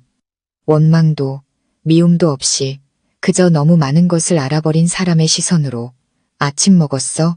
그의 목소리는 잠겨 있었습니다. 네, 저는 짧게 대답했습니다.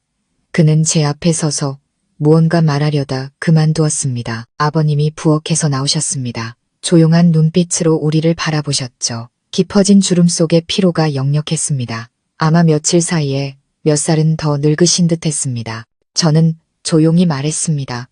오늘 우리 집에 손님이 올 거예요. 민준 씨는 굳어지더니 애써 억누른 공포가 섞인 목소리로 물었습니다. 누구? 유진 씨요. 그 말은 작았지만 거실 한가운데에 벼락처럼 울려 퍼졌습니다. 민준 씨의 얼굴이 하얗게 질렸습니다. 아버님은 비틀거리며 의자를 붙잡으셨습니다. 아무도 말을 잇지 못했습니다. 저는 그들을 보며 입꼬리를 살짝 올렸습니다. 저 대신 당신과 함께 이 길을 걸어준 사람을 만나보고 싶어서요. 민준 씨는 입을 벌렸지만 아무 말도 하지 못했습니다. 그의 눈에는 죄책감과 분노가 뒤섞여 있었습니다. 마치 궁지에 몰려 도망갈 길을 찾는 짐승처럼 이미 알았다면서 굳이 만날 필요가 있어. 그는 떨리는 목소리로 말했습니다. 저는 그를 똑바로 쳐다보았습니다. 다른 사람 인생에 끼어드는 사람이 모두 미운 건 아니에요. 약한 사람의 자존심을 짓밟는 사람만이 똑바로 쳐다볼 가치가 있을 뿐이죠. 그는 마치 명치를 맞은 사람처럼 고개를 숙였습니다. 점심때쯤 대문 앞에 차가 서는 소리가 들렸습니다. 가벼운 발소리와 함께 문을 두드리는 소리가 들렸습니다. 똑, 똑, 똑. 민준 씨가 벌떡 일어났지만 저는 손을 들어 그를 막으며 평온한 목소리로 말했습니다. 제가 할게요. 아버님이 문을 여셨습니다. 20대 초반으로 보이는 한 여자가 들어왔습니다. 하얀 피부에 베이지색 코트, 긴 머리를 단정하게 묶은 모습이었습니다. 얼굴은 맑았고 눈은 순했지만 약간의 불안감이 서려 있었습니다. 악독한 여자의 모습이 아니었습니다. 사랑받고 자라 다른 사람의 상처를 보지 못하는 그런 여자의 모습이었습니다. 유진 씨는 저를 보고 눈을 살짝 크게 뜨며 당황했습니다. 아, 안녕하세요, 언니. 저는 얇고 느린 미소를 지었습니다. 앉아요.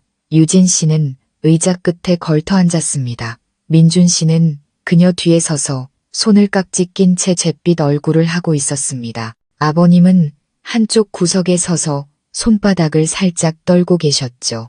저는 유진 씨를 보며 비단처럼 부드럽지만 그 안에 바늘이 숨겨진 목소리로 물었습니다. 민준 씨랑 만난 지 얼마나 됐어요? 유진 씨는 고개를 숙였습니다. 네, 3년이요. 3년.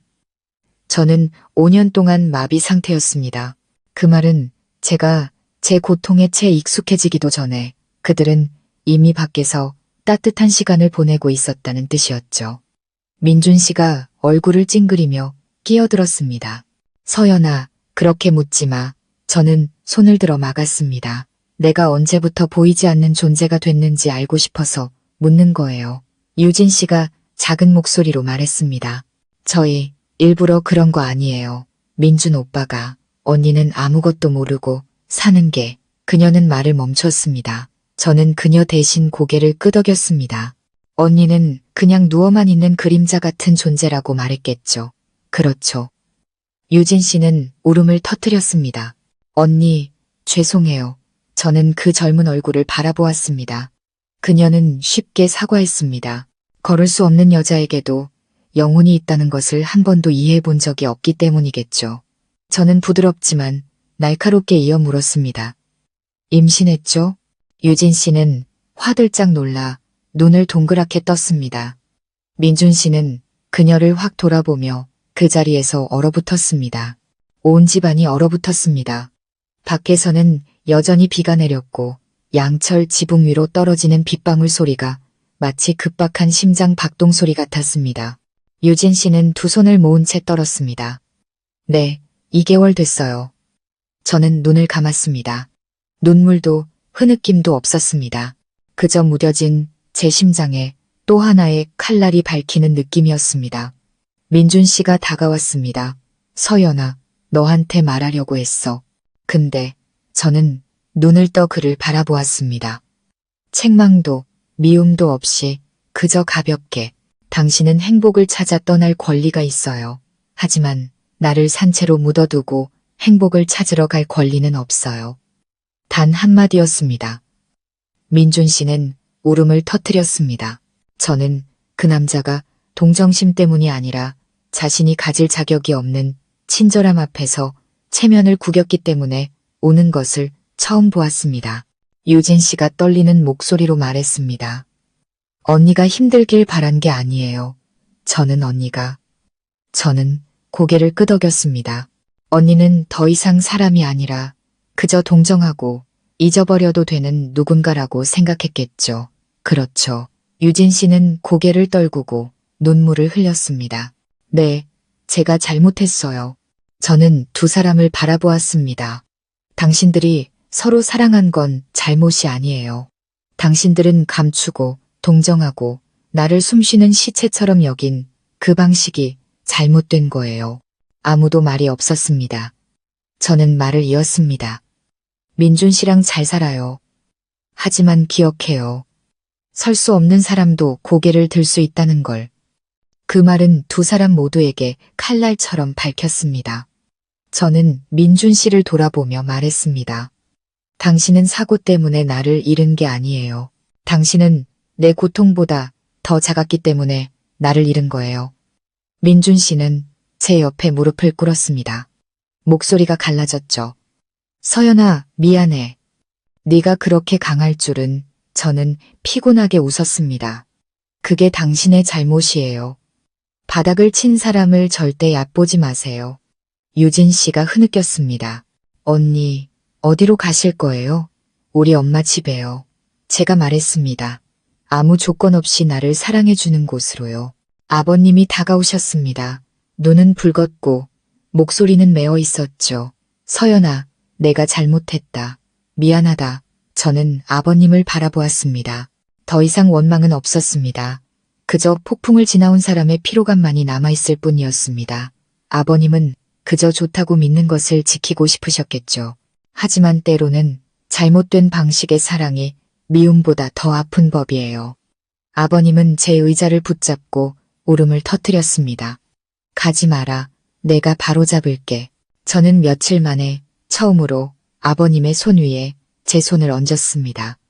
이미 다른 사람의 심장을 짓밟아버린 과거는 아무도 바로잡을 수 없어요. 하지만 다시는 누구에게도 같은 실수를 반복하지 않도록 잘 사세요. 하늘은 비가 그치고 구름 사이로 한 줄기 햇살이 비집고 나와 제 얼굴을 비추었습니다. 눈부신 빛이 아니라 부활의 빛이었습니다. 저는 가볍게 숨을 내쉬었습니다. 마음이 이상하리만치 평온했습니다. 세상은 제게서 두 다리를 앗아간 것이 아니었습니다. 그저 제 자신으로 바로 서는 법을 가르쳐 주었을 뿐입니다. 저는 제 모든 젊음을 바쳐 사랑했던 남자 민준 씨를 바라보았습니다. 행복하길 바라요. 하지만 행복은 다른 사람의 눈물 위에 세워지는 게 아니에요. 민준 씨는 고개를 숙였습니다. 유진 씨는 흐느꼈습니다. 아버님은 떨고 계셨습니다. 그리고 저는 더 이상 동정을 기다리며 무기력하게 누워있던 서연이 아니었습니다. 저는 찢어진 심장을 가졌지만 죽지 않고 벼랑 밑에서 걸어나온 여자였습니다. 대면이 있은 다음날 아침, 하늘은 이상할 정도로 맑았습니다. 더 이상 비도 거센 바람도 없었습니다. 그저 낡은 집 지붕 위로 부드럽게 펼쳐진 비단 손수건 같은 옅은 햇살만이 있었습니다. 햇살은 평화로웠지만 새 남자와 임신한 그 여자의 마음속에는 오늘 아무도 평화롭지 않았습니다. 그리고 저는 이미 폭풍을 지나왔기에 이제 앞으로 나아가기 위해 제 자신을 추스를 일만 남았습니다. 저는 방에 앉아 재앙상하고 푸르스름하며 떨리는 두 손을 바라보았습니다. 하지만 이 손은 여전히 살고 싶어하는 손이었습니다. 저는 침대 밑에서 낡은 여행 가방을 꺼냈습니다. 시집 올 때부터 쓰던 가방이었습니다. 저는 제 손으로 직접 지퍼를 열었습니다. 스윽 하는 소리가 가볍게 울렸지만 사람의 마음을 뒤흔들기에는 충분했습니다. 옷 몇 벌과 개인 물품, 그리고 제가 입원했을 때 아버지가 외가에서부터 가져다 주신 부드러운 베개를 챙겼습니다. 결혼사진은 한쪽으로 치워두었습니다. 사진이 미워서가 아니라 더 이상 제 것이 아니었기 때문입니다. 친정어머니가 보내주신 파스병을 코에 가져다 대었습니다.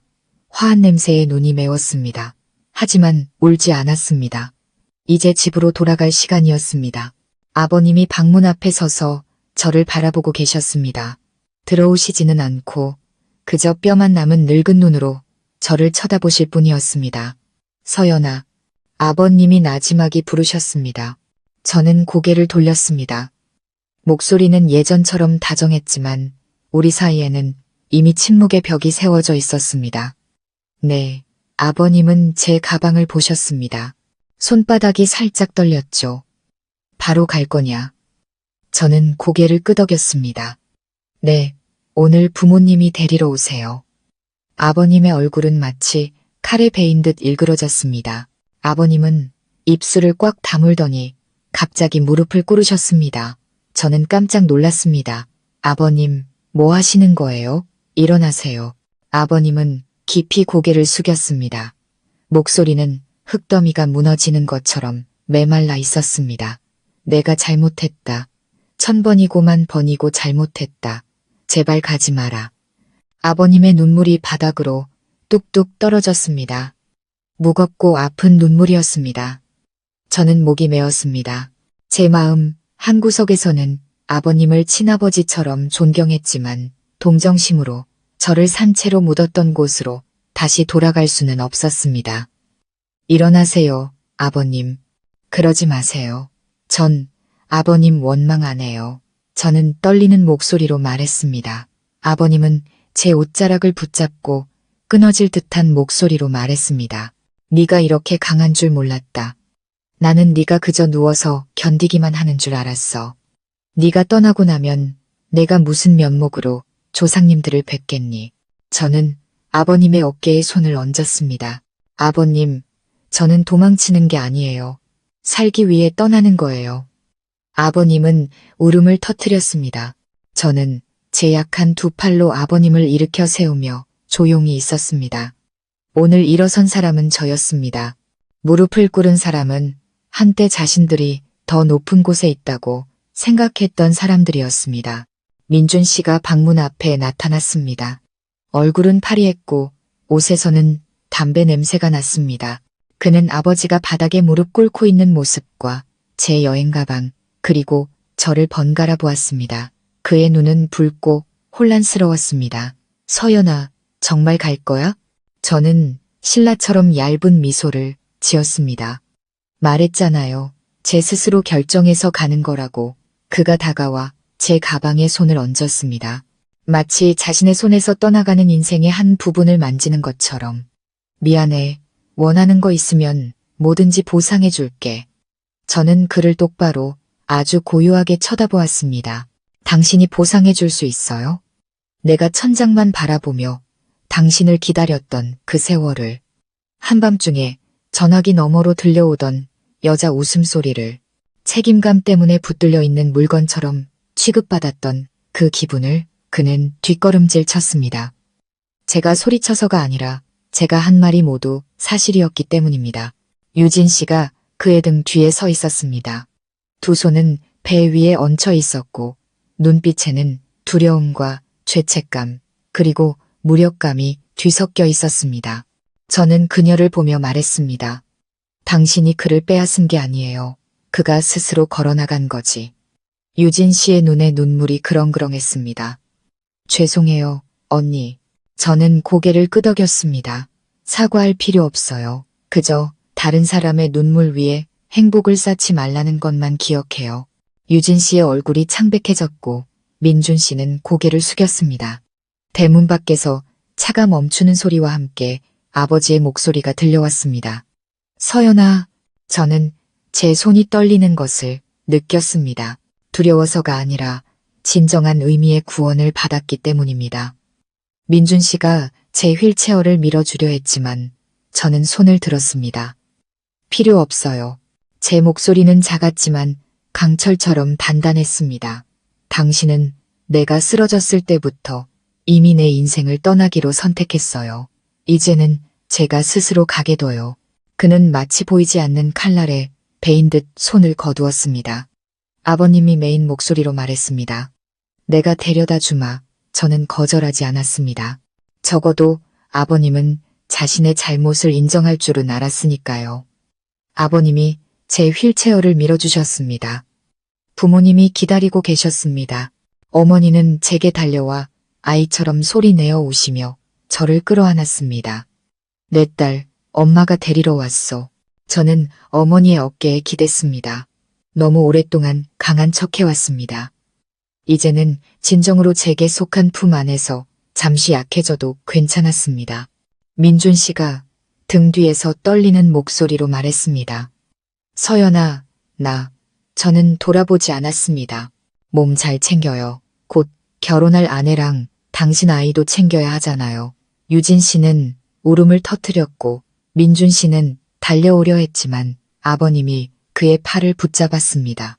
아버님은 떨리지만 단호한 목소리로 말했습니다. 그 애를 보내줘라. 가야 살 수 있는 아이야. 붙잡아두는 건 그 애를 또 한 번 죽이는 짓이다. 그 말은 질척이던 모든 것을 베어내듯 떨어졌습니다. 저는 차에 올랐습니다. 아버지가 차 문을 조용히 닫아주셨습니다. 하지만 그 소리는 어둠으로 가득했던 제 인생의 한 장을 덮는 소리처럼 들렸습니다. 차가 움직이기 시작했습니다. 저는 뒤돌아보지 않았습니다. 오만해서가 아니라 사람은 사랑이 있는 곳을 뒤돌아보는 법이니까요. 그곳은 제게 은혜를 베푼 곳이었지만 더 이상 제 집은 아니었습니다. 차가 대문을 벗어나 몇백 미터쯤 갔을 때 휴대폰이 울렸습니다. 변호사님의 문자였습니다. 서연 씨 계좌는 3년여 전에 이미 전액 인출되었습니다. 거래 내역에 사기 정황이 있어 확인 중입니다. 저는 화면을 보았지만 심장이 아프지 않았습니다. 그저 차갑기만 했죠. 마지막 문장은 이랬습니다. 인출자는 남편분이십니다. 저는 눈을 감았습니다. 슬픔 없는 미소가 입가에 번졌습니다. 괜찮습니다. 전부 다 드러나게 두세요. 명확해질수록 제 마음은 더 가벼워질 테니까요. 가장 잔인한 것은 배신이 아니라 희생자가 영원히 일어서지 못할 것이라고 믿는 사람들의 오만입니다. 차는 저를 데리고 달렸습니다. 등 뒤로 집은 점점 작아지며 과거의 저편으로 사라졌습니다. 앞으로 무엇이 있을지는 알 수 없었습니다. 하지만 한 가지는 확실했습니다. 저는 져서 떠나는 것이 아니라 진정한 삶을 선택했기 때문에 떠나는 것이라는 걸. 차가 친정집 대문 앞에 멈추었습니다. 낡은 철제 대문은 페인트가 크게 벗겨져 있었습니다. 하지만 제게는 제 인생에서 가장 아름다운 문이었습니다. 그곳은 제가 아버지 손을 잡고 처음 자전거를 탔던 곳, 성적이 나빠 어머니 품에 안겨 울었던 곳, 행복한 가정을 꿈꾸며 젊음을 보냈던 곳이었습니다. 돌아온 것은 실패가 아니었습니다. 다시 시작하기 위해 돌아온 것이었습니다. 어머니가 차문을 열고 제 어깨를 감싸 안았습니다. 집에 들어가자, 딸, 엄마가 부축해 줄게. 어머니의 목소리는 떨렸지만 손은 굳건했습니다. 몇 년 만에 다시 느껴보는 단단함이었습니다. 아버지는 아무 말 없이 제 머리 위에 손을 얹고 헝클어진 머리카락을 부드럽게 쓸어주셨습니다. 돌아왔으면 됐다. 아무 생각 마라. 눈물이 흘렀습니다. 아파서가 아니라 제자리를 되찾았기 때문이었습니다. 집 안에서는 생선조림의 고소한 냄새, 익숙한 아궁이 연기 냄새, 마당의 다구는 소리가 났습니다. 평범한 일상의 모습이었지만 제게는 구원의 향기 같았습니다. 저는 낡은 침대에 앉았습니다. 이불은 닳았지만 구름 위에 누운 듯한 기분이었습니다. 어머니가 옆에 앉아 제 얼굴을 닦아주시며 메인 목소리로 말했습니다. 고생 많았다, 우리 딸. 이제 엄마가 다 해줄게. 저는 어머니의 손을 잡았습니다. 엄마, 저 무너지지 않았어요. 그냥 좀 지쳤을 뿐이에요. 어머니는 붉어진 눈으로 저를 바라보았습니다. 진짜 강한 사람은 버티는 사람이 아니라 쉴 줄 아는 사람이란다. 저는 어머니의 어깨에 기댔습니다. 어머니의 옷에서는 저렴한 섬유유연제 냄새와 땀 냄새가 섞여났지만 이보다 더 평온한 향기는 없었습니다. 그날 오후 변호사님에게서 문자가 왔습니다. 서연 씨, 3년간 약 7억 원이 인출되었습니다. 큰 금액은 황유진이라는 여성의 계좌로 이체되었습니다. 제 손이 얼어붙었습니다. 떨리지도 화가 나지도 않았습니다. 그저 사람의 마음이란 게 세상에서 가장 헤아리기 어려운 것이라는 생각만 들었습니다. 변호사님은 덧붙였습니다. 은행에 동결 조치를 요청했습니다. 민준 씨가 방금 와서 소란을 피우다가 파출소에서 조서를 작성하고 갔습니다. 저는 눈을 감았습니다. 그가 두려워하기 시작한 것이었습니다. 배신자는 늘 자신이 생각했던 것, 즉 희생자가 절대 할 수 없을 것이라고 믿었던 일을 두려워하는 법입니다. 저는 통쾌하지 않았습니다. 그저 한숨만 나왔습니다. 가정이 이렇게 산산조각 나는 싸움에서 승자는 아무도 없으니까요. 저녁에 부모님과 함께 밥을 먹었습니다. 생선조림, 된장찌개, 계란말이, 소박한 밥상이었지만 몇 년 동안 이렇게 맛있게 먹어본 적이 없었습니다. 아버지가 물으셨습니다. 여기서 계속 살 거지? 저는 고개를 끄덕였습니다. 물리치료 받고 싶어요. 다시 서는 연습도 해보고 싶고요. 두 분은 서로를 바라보셨습니다. 아무도 저를 비웃거나 허황된 소리라고 말하지 않았습니다. 그저 제 손을 잡고 함께 고개를 끄덕여 주실 뿐이었습니다. 어머니가 말씀하셨습니다. 네가 다시 걷든 못 걷든 너는 여전히 엄마 딸이야. 저는 울음을 터뜨렸습니다. 5년 동안 묵혀두었던 눈물이었습니다. 밤늦게 문을 두드리는 소리가 났습니다. 아버지가 문을 여시자 익숙한 모습이 서 있었습니다. 시아버지였습니다. 아버님은 혼자 오셨습니다. 셔츠는 땀에 젖었고 머리는 헝클어졌으며 눈에는 피로가 가득했습니다. 아버지가 나서며 날카롭게 물었습니다. 여긴 어쩐 일이시오? 아버님은 고개를 숙이며 잠긴 목소리로 말했습니다. 소란 피우러 온 거 아닙니다. 서연이 좀 보러 왔습니다. 아버지는 문을 막아섰습니다. 내 딸은 괜찮으니 돌아가시오. 아버님은 떨리는 손으로 두툼한 봉투를 내밀었습니다. 이건 제가 모아둔 돈입니다. 민준이 몰래 그 아이에게 사죄하는 마음으로 주는 겁니다. 저는 아버지의 주먹이 굳어지는 것을 보았습니다. 어머니가 안에서 나오시며 단호하게 말했습니다. 우리 딸은 사죄의 돈 같은 거 필요 없습니다. 아버님은 눈물을 흘렸습니다. 알지만 그 아이가 저를 그저 악독한 사람으로만 기억하게 하고 싶지 않습니다. 제가 잘못했습니다. 인정합니다. 하지만 아버지로서 저도 마음이 있습니다. 아버님은 저를 돌아보며 말했습니다. 서연아, 미안하다. 내가 널 지켜줄 용기가 없었다. 저는 아버님을 바라보았습니다. 더 이상 증오는 없었습니다. 그저 한 조각 슬픔만이 남아있었죠. 저는 작게 말했습니다. 아버님, 원망 안 해요. 그냥 너무 오랫동안 아팠을 뿐이에요. 아버님은 죄를 비는 사람처럼 가슴 앞에서 두 손을 모았습니다. 마지막으로 한 번만 돕게 해다오. 저는 부모님을 바라보았습니다. 아버지가 으르렁거리듯 말했습니다. 그 돈은 도로 가져가시오. 늙어서 쓸 돈이나 챙기시오. 잘못한 사람이 벌을 받아야지 돈으로 후회의 짐을 만들지 마시오. 아버님은 고개를 숙였습니다. 봉투가 바닥으로 떨어졌습니다. 툭 하는 가벼운 소리였지만 심장이 깨지는 소리 같았습니다. 아버님은 돌아서셨습니다. 등은 그 어느 때보다 더 굽어 있었죠. 제가 불렀습니다. 아버님, 아버님은 멈춰 섰습니다. 몸 잘 챙기세요. 그리고 바르게 사세요. 그게 아버님이 속죄하는 방법이에요. 아버님은 돌아보지 않았지만 어깨가 흐느낌을 참는 듯 떨렸습니다. 저는 아버님이 깨달았다는 것을 알았습니다.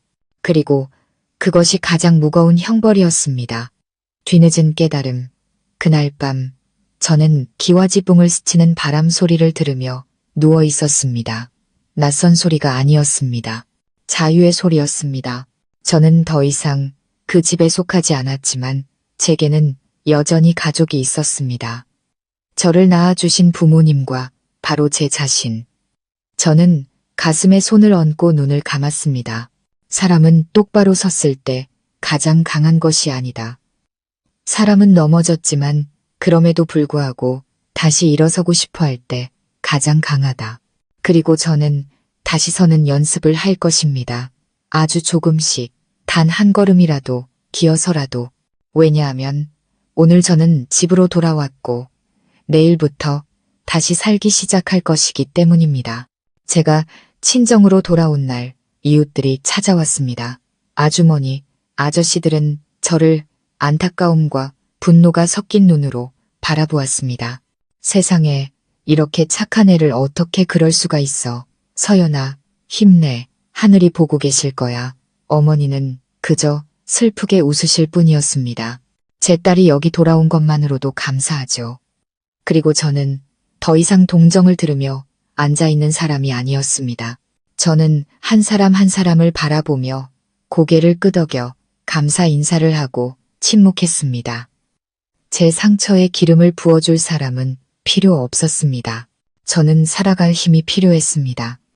며칠 후 변호사님은 경찰이 재산 횡령 및 불법 자금 이체 혐의로 민준 씨를 소환 조사했다고 알려왔습니다. 그 소식은 문틈으로 스며드는 바람처럼 다가왔습니다. 갑작스럽지는 않았지만 차갑고 깊숙이 스며들었습니다. 저는 기쁘지 않았습니다. 그저 가슴을 짓누르던 돌덩이가 사라진 것처럼 마음이 가벼워졌습니다. 민준 씨에게서 문자가 왔습니다. 서연아, 나 너무 힘들어. 날 막다른 길로 몰지 말아줘. 저는 긴 문자를 보고 천천히 숨을 내쉬었습니다. 당신은 5년 동안 나를 막다른 길에 세워뒀으면서 이제 와서 막다른 길이 두려운가요? 저는 짧게 답장했습니다. 난 아무도 밀지 않았어요. 자기가 한 일은 자기가 책임져야죠. 아버지는 문자를 보시고는 손을 휘저으셨습니다. 신경 쓰지 마라. 내 인생이나 살아. 저는 고개를 끄덕였습니다. 아버지가 옳았습니다. 제가 해야 할 일은 누군가를 벌하는 것이 아니라 제 마음의 공정함을 되찾아주는 것이었습니다. 오후에 영희 아주머니가 놀러 오셨습니다.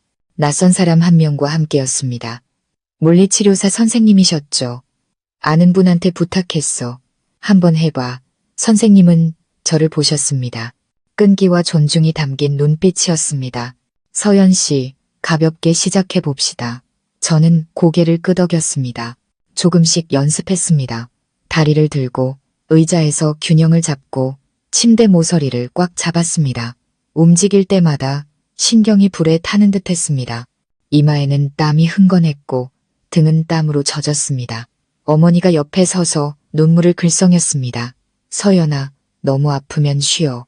저는 이를 악물었습니다. 아니요, 기다리는 것보다 아픈 게 나아요. 저는 당장 다시 걷기 위해 연습하는 게 아니었습니다. 제가 아직 살아있다는 것을 제 자신에게 상기시키기 위해 연습하는 것이었습니다. 어느 순간 선생님이 말씀하셨습니다. 왼쪽 다리에 감각이 있는지 한번 느껴보세요.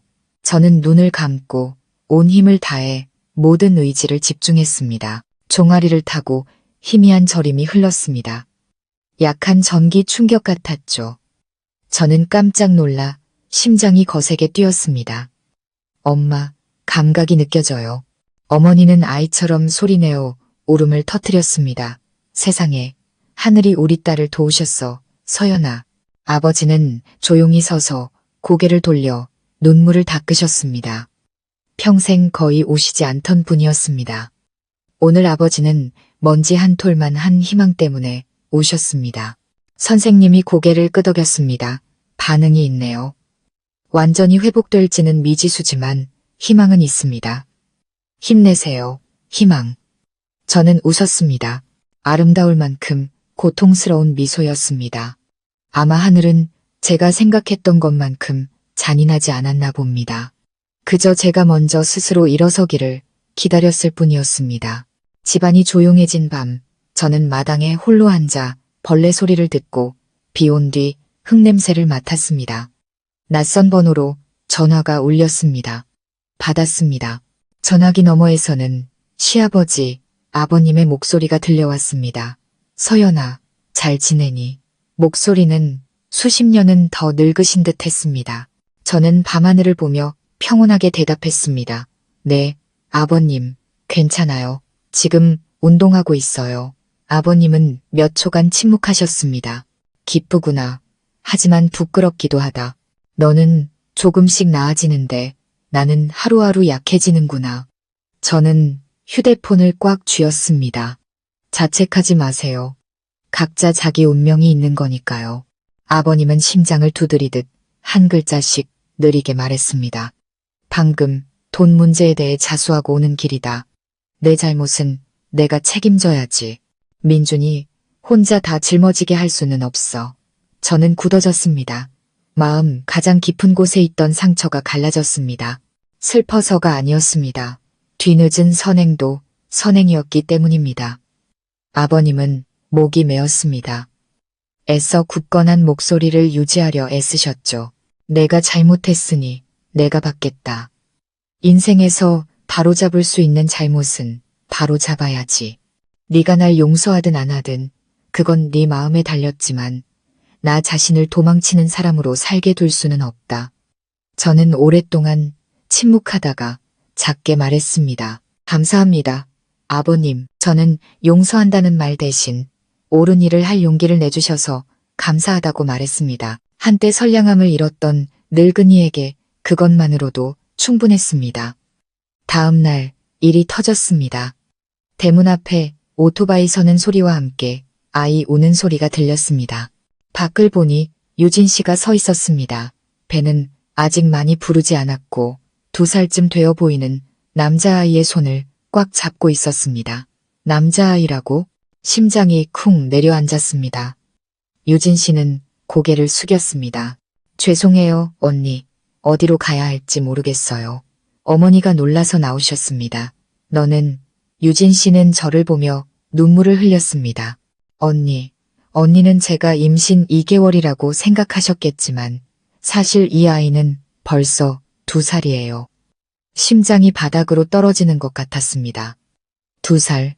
그 말은 제가 병원에 있을 때 민준 씨는 이미 아이를 가졌다는 뜻이었습니다. 유진 씨는 아이를 끌어안았습니다. 손이 모래를 쥔 듯 떨렸죠. 민준 오빠가 경찰에 붙잡혀서 조사를 받고 있어요. 무서워요. 저는 아이를 보았습니다. 동그랗고 까만 눈이 소름 끼치게 민준 씨를 닮아 있었습니다. 아이는 어른들의 눈에 서린 풍파를 모른 채 저를 멍하니 쳐다보았습니다. 저는 아이를 미워하지 않았습니다. 아이는 죄가 없었습니다. 그저 나약한 남자와 어리석은 두 마음의 결과물일 뿐이었습니다. 저는 나지막이 물었습니다. 나를 찾아온 이유가 뭐예요? 유진 씨는 흐느꼈습니다. 도와달라는 게 아니에요. 그냥 원망하지만 말아주세요. 그리고 한 가지만 부탁드릴게요. 저는 침묵했습니다. 유진 씨가 떨리는 목소리로 말했습니다. 더 이상 복수하지 말아주세요. 우리 아이가 아빠 없이 자랄까봐 무서워요. 어머니가 제가 쓰러질까봐 제 손을 꽉 잡았습니다. 하지만 저는 고개를 들어 유진 씨를 깊이 쳐다보았습니다. 저는 더 이상 짓밟히고 안가품하려는 여자가 아니었습니다. 저는 벼랑에서 기어오르는 사람이었습니다. 저는 아주 부드럽게 말했습니다. 걱정 말아요. 난 누구에게도 복수하지 않을 거예요. 유진 씨는 아이를 끌어안고 무릎을 꿇으며 울음을 터뜨렸습니다. 저는 휠체어를 가까이 밀고 그녀의 손을 잡았습니다. 목소리는 따뜻했지만 단단했죠. 하지만 기억해요. 행복은 다른 사람의 눈물 위에 세워지는 게 아니라는 걸. 유진 씨는 어깨를 떨며 고개를 끄덕였습니다. 그리고 아이를 안고 떠났습니다. 도망치는 것이 아니었습니다. 앞으로의 길에 더 이상 환상은 없다는 것을 아는 사람의 뒷모습이었습니다. 그날 밤 아버지는 제 앞에 죽그릇을 놓아주시며 말씀하셨습니다. 힘내서 먹고 내일 또 운동해야지. 저는 부모님을 바라보았습니다. 두 분의 눈에는 동정심이 아니라 조용한 자부심이 담겨 있었습니다.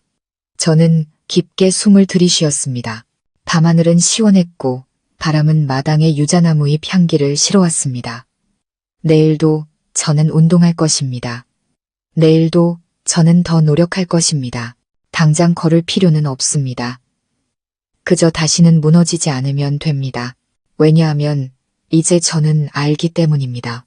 사람은 다리가 멀쩡해서 강한 것이 아니라 무릎 꿇기를 거부하는 마음 때문에 강하다는 것을.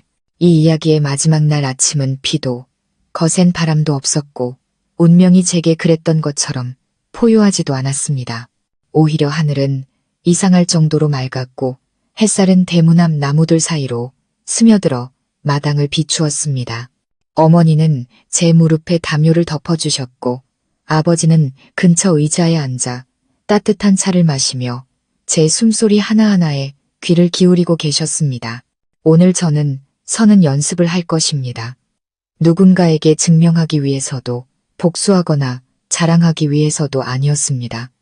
그저 제 자신에게 말해주기 위해서였습니다. 서연아, 너는 아직 살아있고 사람답게 살 자격이 있어.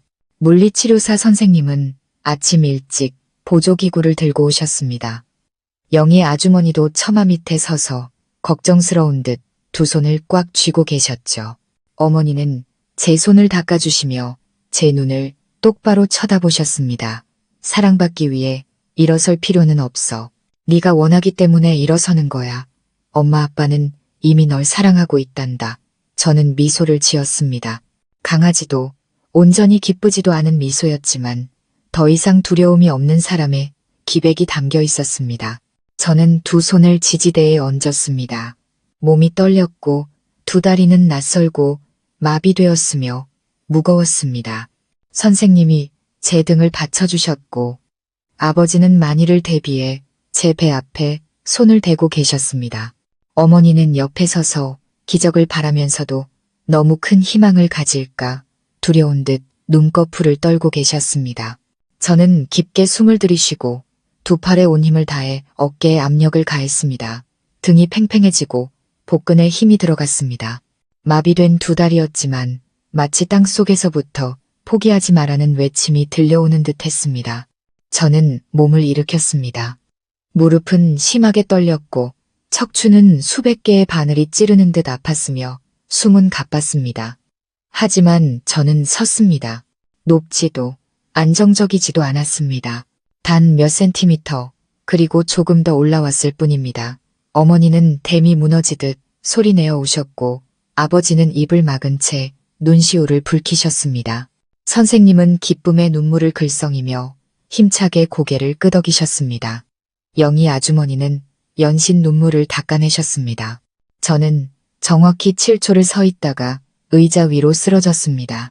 7초. 하지만 제게는 제 인생을 되찾은 7년과도 같았습니다. 저는 웃음을 터뜨렸습니다. 눈물이 흘렀습니다. 실망해서가 아니었습니다. 기나긴 어둠 속에서 처음으로 자유가 심장에 닿는 느낌이었기 때문입니다. 해냈구나. 어머니가 떨리는 목소리로 말씀하셨습니다. 저는 고개를 끄덕였습니다. 앞으로 더 많은 걸 해낼 거예요. 그날 점심 시아버님이 오셨습니다.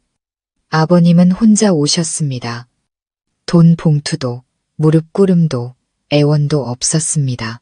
그저 대문 앞에 서서 사죄가 아닌 감사에 꽂힌 노란 국화 한 다발을 들고 계셨습니다. 아버지가 문을 여시자 아버님은 깊이 고개를 숙였습니다.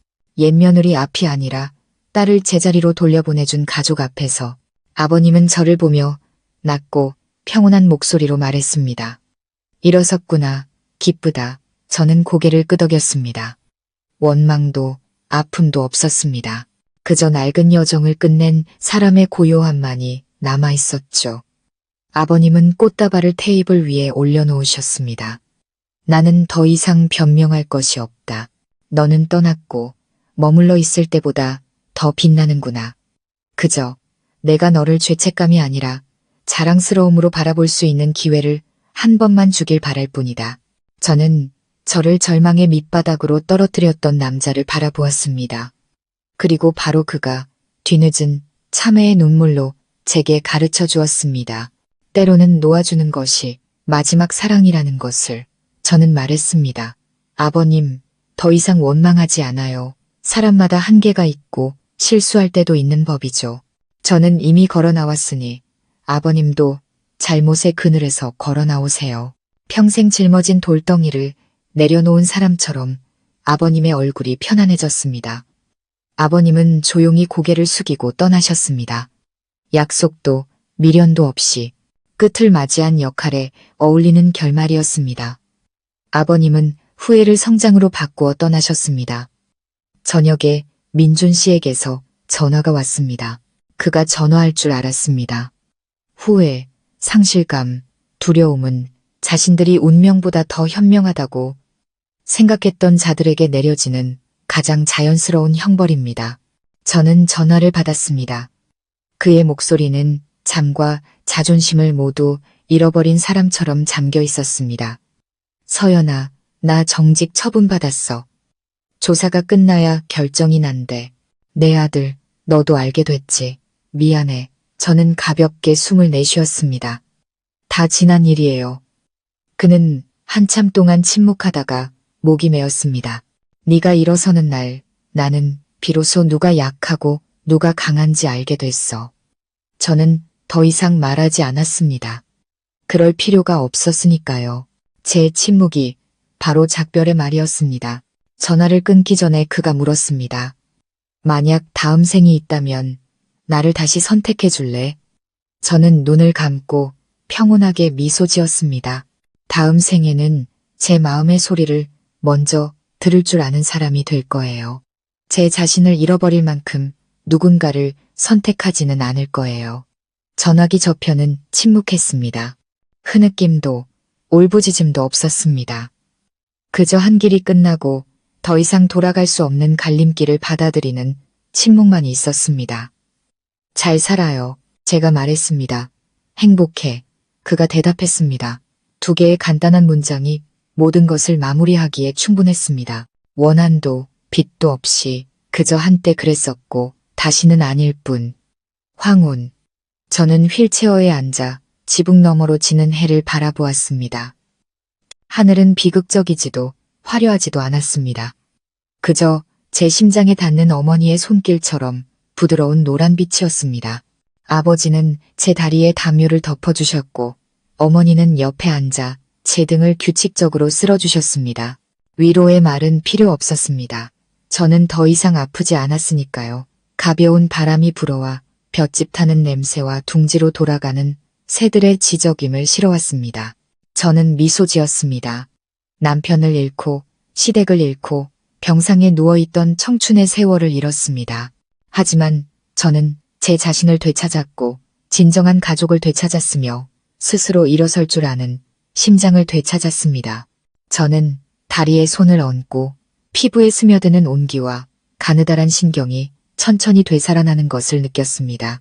인생은 저를 벼랑으로 밀어뜨렸지만 저는 2 손과 끈기 그리고 부모님과 제 자신의 무조건적인 사랑과 믿음으로 기어 올라왔습니다. 아무도 저를 구해주지 않았습니다. 제가 스스로를 구했습니다. 그리고 그것이야말로 가장 아름다운 승리였습니다. 저는 속삭였습니다. 무너지는 사람이 모두 지는 것은 아니고 서 있는 사람이 모두 이기는 것은 아니다. 진정한 승리는 더 이상 아픔을 두려워하지 않을 때 찾아온다. 바람이 머리카락을 스치고 마지막 햇살이 축복처럼 어깨를 어루만졌습니다. 저는 더 이상 버려진 여자가 아니었습니다. 저는 걸어가기로 선택한 사람이었습니다. 그리고 제 여정은 여기서 끝납니다. 미완성도 내일을 기다림도 없이 낡은 눈물은 더 이상 없고 비록 2 다리가 완전히 말을 듣지 않더라도 스스로 일어설 줄 아는 심장만이 남았습니다. 저는 고개를 들어 하늘을 보고 깊은 숨을 들이쉬었습니다. 아픈 세상아, 고맙다. 덕분에 일어서는 것의 가치를 알게 되었으니. 세상은 제게 사과 한마디를 빚졌지만 저는 더 이상 세상에 빚진 것이 없습니다. 저는 살아있고 자유롭습니다. 오늘 이야기가 여러분께 깊은 울림을 주었다면 저희 가족 이야기 채널 구독과 좋아요 부탁드립니다. 여러분의 따뜻한 댓글은 저희에게 큰 힘이 됩니다. 항상 건강하시고 평안하시며 삶 속에서 매일의 기쁨을 찾으시길 기원합니다. 다음 이야기에서 다시 뵙겠습니다.